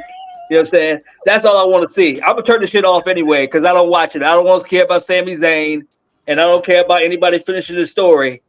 That's my baby event. But, hey, that's what I'm saying. I just don't give a shit about it, but I'm going to enjoy it until WrestleMania comes. I look forward to seeing you guys. If I do see you there, I see you. If I don't, oh, where we go. I got your number. You ain't getting away from me. No, I'll be at all the different events. Okay, I'll be at Mania one night, 2. I'll be at NXT. I'll be at SmackDown. I'll be at the Hall of Fame. I will be at WrestleCon. I will be at this GFC event. I'll be at Wale Mania. I'll be at a lot of events. So just go ahead. Make sure you follow me on TikTok. That's the only platform I'm on right now. I will move to other events. Enjoy wrestling like I do. Promote AEW in New Japan, even the WoW girls, the Glow girls that boy down here talking about. Promote that shit. Promote the TNA or NGA, whatever. I don't watch this shit. I don't watch. Only what I like is the girl. You said that's a man who did the crock shot that calls you out. That's the only what I like. Hey man, I think she's a beast. I think she should be in the major leagues, bro. I don't think she should be down in that TNA. You're right. It's not major leagues to anybody, but I think she'd be moved up immediately. I think somebody right. I totally feel you. I know TNA is a spot, but I don't know what's going on since he fired the other guy. I don't know, Scott D'Amore, they fired his ass. Yeah. So I don't know what's going on with that company right now. I want something better for the people that are there. So I like TNA at one point, but I don't know about the Rascals and all them guys that he's talking about, Joe Hendry. I do like Top Dollar because he is from my area. So that's the reason why. Oh, so that's why. He's from my neighborhood. So, that's I got a biased opinion because I like Top Dollar. Mm-hmm. But hey, oh, I'm not moist, son. That's y'all. And I need y'all to stop teriyaki glazing on all AEW events. Some of the shit is trash, and you gotta admit it. I gotta admit the WWE is trash. You gotta admit that AEW, some of the events they do on that shit is trash. Stop teriyaki glazing. That's all I'm saying. Dude, I'm And not man, I'm gonna do my perfect by due. any And means. man, thanks for bringing me on to this event. You And we're are gonna welcome, move on, brother. go on to my man down here. I don't know your name, but I know you're AEW elite. You love all the stuff AEW. Just go ahead and keep it rolling, bro. Go ahead, Gary. We'll find our thoughts there. Well, I Such don't know if we can you're top such a that. but dick. nice. Oh my god. Go ahead. Yeah, you guys can follow me on, YouTube, TikTok, Facebook, Twitch, whole shitload of platforms apparently. But it's making my page grow. It's making me just enjoying talk about AW and wrestling in general. If anybody does want to follow that page, by all means, got some great interviews going on. And Chris, I actually wanted to announce this on your channel because it means a lot to me that you wanted me to be a part of this. Yes. So I'm going to go to 2 events this year, and I plan on doing a meet and greet at one of them, and that's going to be at All In England. Very excited for that. And this July, I'm very excited to have 2 interviews that I'm so fucking excited for. One of them is actually going to be with Julia Hart, and itself, and then the other one's going to be Malachi Black. And I'm going to do a contest where it's going to be a All Elite trivia. Whoever wins that trivia will be joining me to interview both of them. So definitely hit me up on ATM. Very exciting time. Oh shit, bro, that is dope. On interview. That is dope, bro. Give me the information so I can join it because I need to get in that interview, bro. Yes, absolutely. The tournament's going to be consisted of 32 people for right now. Okay. Maybe the field will be a little bit more, but 32 as of this moment. But yeah, Chris, I will certainly add you to the group. Cool. Sure. Thank you so much. Appreciate you, man. Barbara, final thought. Well, first of all, that's amazing that you're going to All In. I actually went to All In last year, and I'm planning to go again this year. Like Wembley, 80,000 was amazing sight out there. No, the politicians doesn't think it was, but okay. Yeah, I detected that shade. That was partly cloudy. Nice cool shade. Right, the palm trees were swaying. I'm sorry. Go ahead, Barbara. I'm just I'm curious what's gonna happen on Monday tomorrow. Like I hope that for whatever reason Cody doesn't force any more waterworks, or he can at least try to be a genuine human being for once in his promos. Like the box of tissues. Yeah, I mean, right. She needs some clinics on that motherfucker for real, Bonnie or whatever. So I'm tired of that man crying, man. It's a crocodile tear, dude. Nigga, you need a bowl. I mean. I don't know why they didn't put an onion in that man's pocket. I don't know why they. Right there. Wait, what did you say? A man pocket. I say in his little pocket up top, put an onion in there. You could grab the onion and. I'm sorry, get some bullshit. I'm sorry, my mind was somewhere else. I'm sorry, my bad. Probably had a piece in his nose. You so stupid. Go ahead. So yeah, and this Wednesday, like Chris, I think you alluded to. It's basically a pay-per-view card this Wednesday. It's basically it is. It's What's the insane. matches? I mean, what's the matches? Jericho and Hook versus Hook. Hook. Jericho versus Hook. Copeland versus Christian for the TNT title, and I Quit match. No. Mercedes will be interviewed, and She ain't fighting? Huh? She ain't started fighting yet? No, not yet. She ain't teaming up with Willow, and then they gonna go against the Hearts and all that shit. No, not yet. Okay. No, so actually, on Rampage, so it's actually gonna be a 3-hour event this Wednesday. So it's gonna be 2-hour live Dynamite followed by a live Rampage. Oh, okay. It's gonna be Julia Hart and it's gonna be Hart and Sky Blue versus Willow and Staten Island Street Fight. But that'll probably be the blow off match for that feud. Yeah. It's kind of weird. Did they explain why Rampage is happening Wednesday instead of Friday? Yeah, because the college March basketball. Yeah, March Madness. The March Madness is starting. Okay, so all right, that'll be interesting. But yeah, I'm just excited for that show. And listen, I hope that the WrestleMania build can start picking up outside of The Rock and the Cody and Seth and the Bloodline, because like I said, besides that match, I don't feel WWE is putting in a lot of stock and a lot of time to everything surrounding it. But, good luck with that. But you know, yeah, my Good luck. Good luck. There's so much shit going on. You ain't got to worry about that. Exactly. Yeah. All right, brother. Thank you so much. Mid-South. Final thoughts. Mid-South to NWA on TikTok, where you'll see me talking about primarily AEW. The reason for that is because there's plenty of people talking WWE, so I stick to what I like and what I think people may want to hear that they don't hear everywhere else. Okay. Mercedes Moné. It's all about Mercedes. It's all about the new CEO.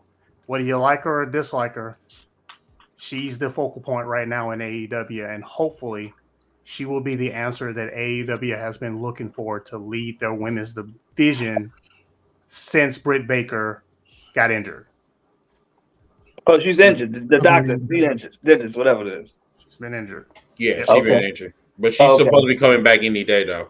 Where's the Thunder Rosa? She's around. Yeah, she's back. Yeah. He's in a tag match this week with Deonna Purrazzo. Okay. Yeah, she just didn't have the makeup. Where's the Nyla Rose? Oh, we don't She's know. in Ring of Honor. Ring of Honor. Oh, she's not. Okay. I'm one contender on Ring of Honor. What's up, Jimmy?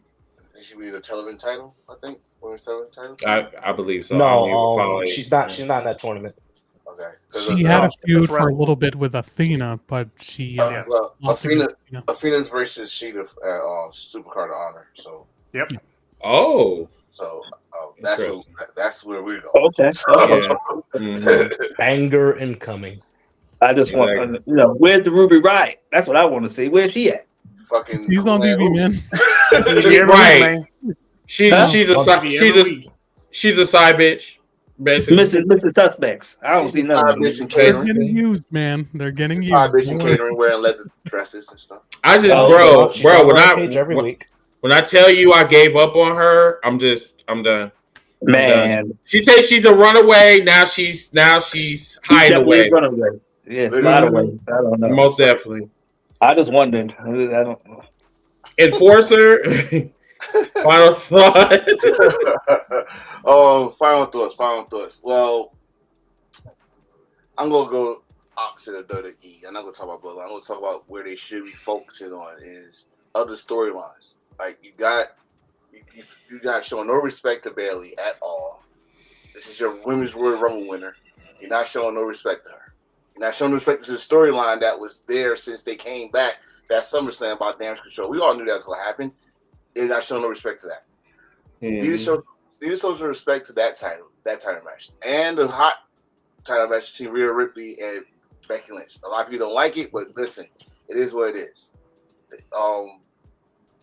Intercontinental title, what's going to happen tomorrow? Are we going to get that shit that we see coming? Or is it going to be Sami literally going against Gunther and Sami going to put off a passionate promo on Monday on why he deserves this title shot? Drew McIntyre, please continue trolling. I love it. Please continue doing it. It's the best thing you had done in a long time. Keep it going. Maybe Seth will pay attention to you because he's damn sure paying attention about the bloodline. So that's what I'm looking forward to. Monday, Wednesday, AEW just entertain me. Just give me some great matches. New Japan final. New Japan Cup finals is on the 20th. Like I said, they've been making new stars because they gave all their star power away, and they're doing a good job as usual. Can't wait for Philly, man. I can't wait for Philly. Yeah, I see that. I'm gonna see this knucklehead over here that's been hot all night. So, okay. Right, yes. I definitely go take some pictures. Who was all that meat right there? That's Junkyard Dog. Junkyard Dog. Sorry. Hey, what's that? 1980? Sorry. Sorry. Hey, Miss South, man. I mean, we get it. You need to stop distracting me, number one. For real. He got all the old school magazines. Look at that. Man, where you get that from? He got them. And he look crisp, too. Like, he got them. I don't know where he got all the best. Hey, can you flip your screen, sir? But anyway, also please go check out our merch store, hillsforlife.store. We got some good merch in there. Yeah, that's all I gotta say. Everybody, I can't thank you guys enough. Like, you guys have made these last 3 months like fucking memorable. Like, not only we have shattered our goal, but we're almost at 550 subscribers. So I'm like, wow, this shit's crazy.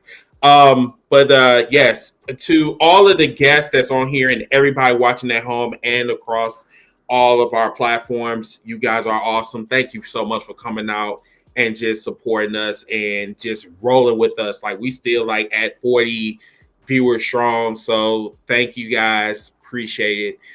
Continue to like, continue to share, continue to support us or whatever.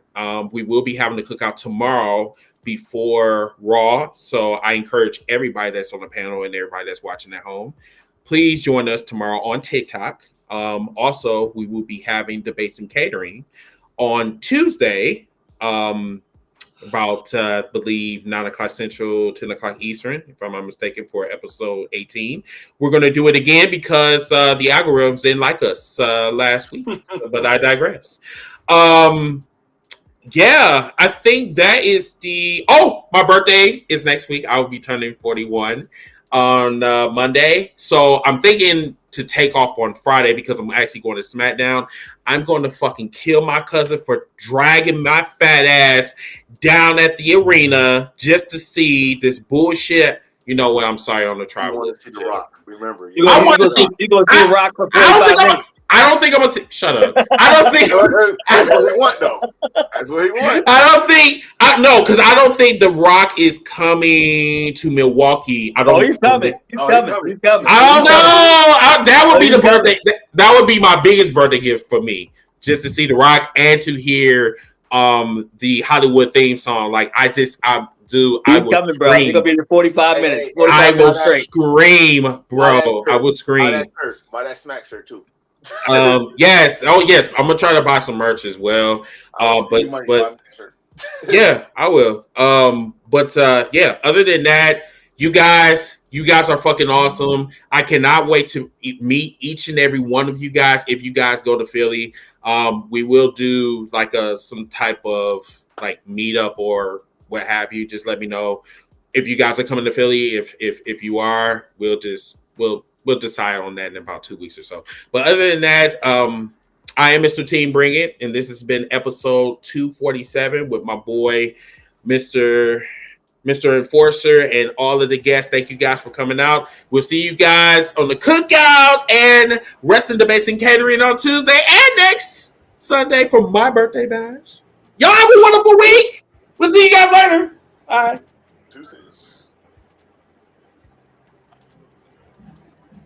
I don't like mid. You know that? I don't like mid.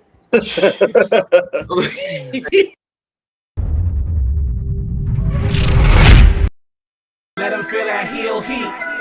Heels feel like the club, yes.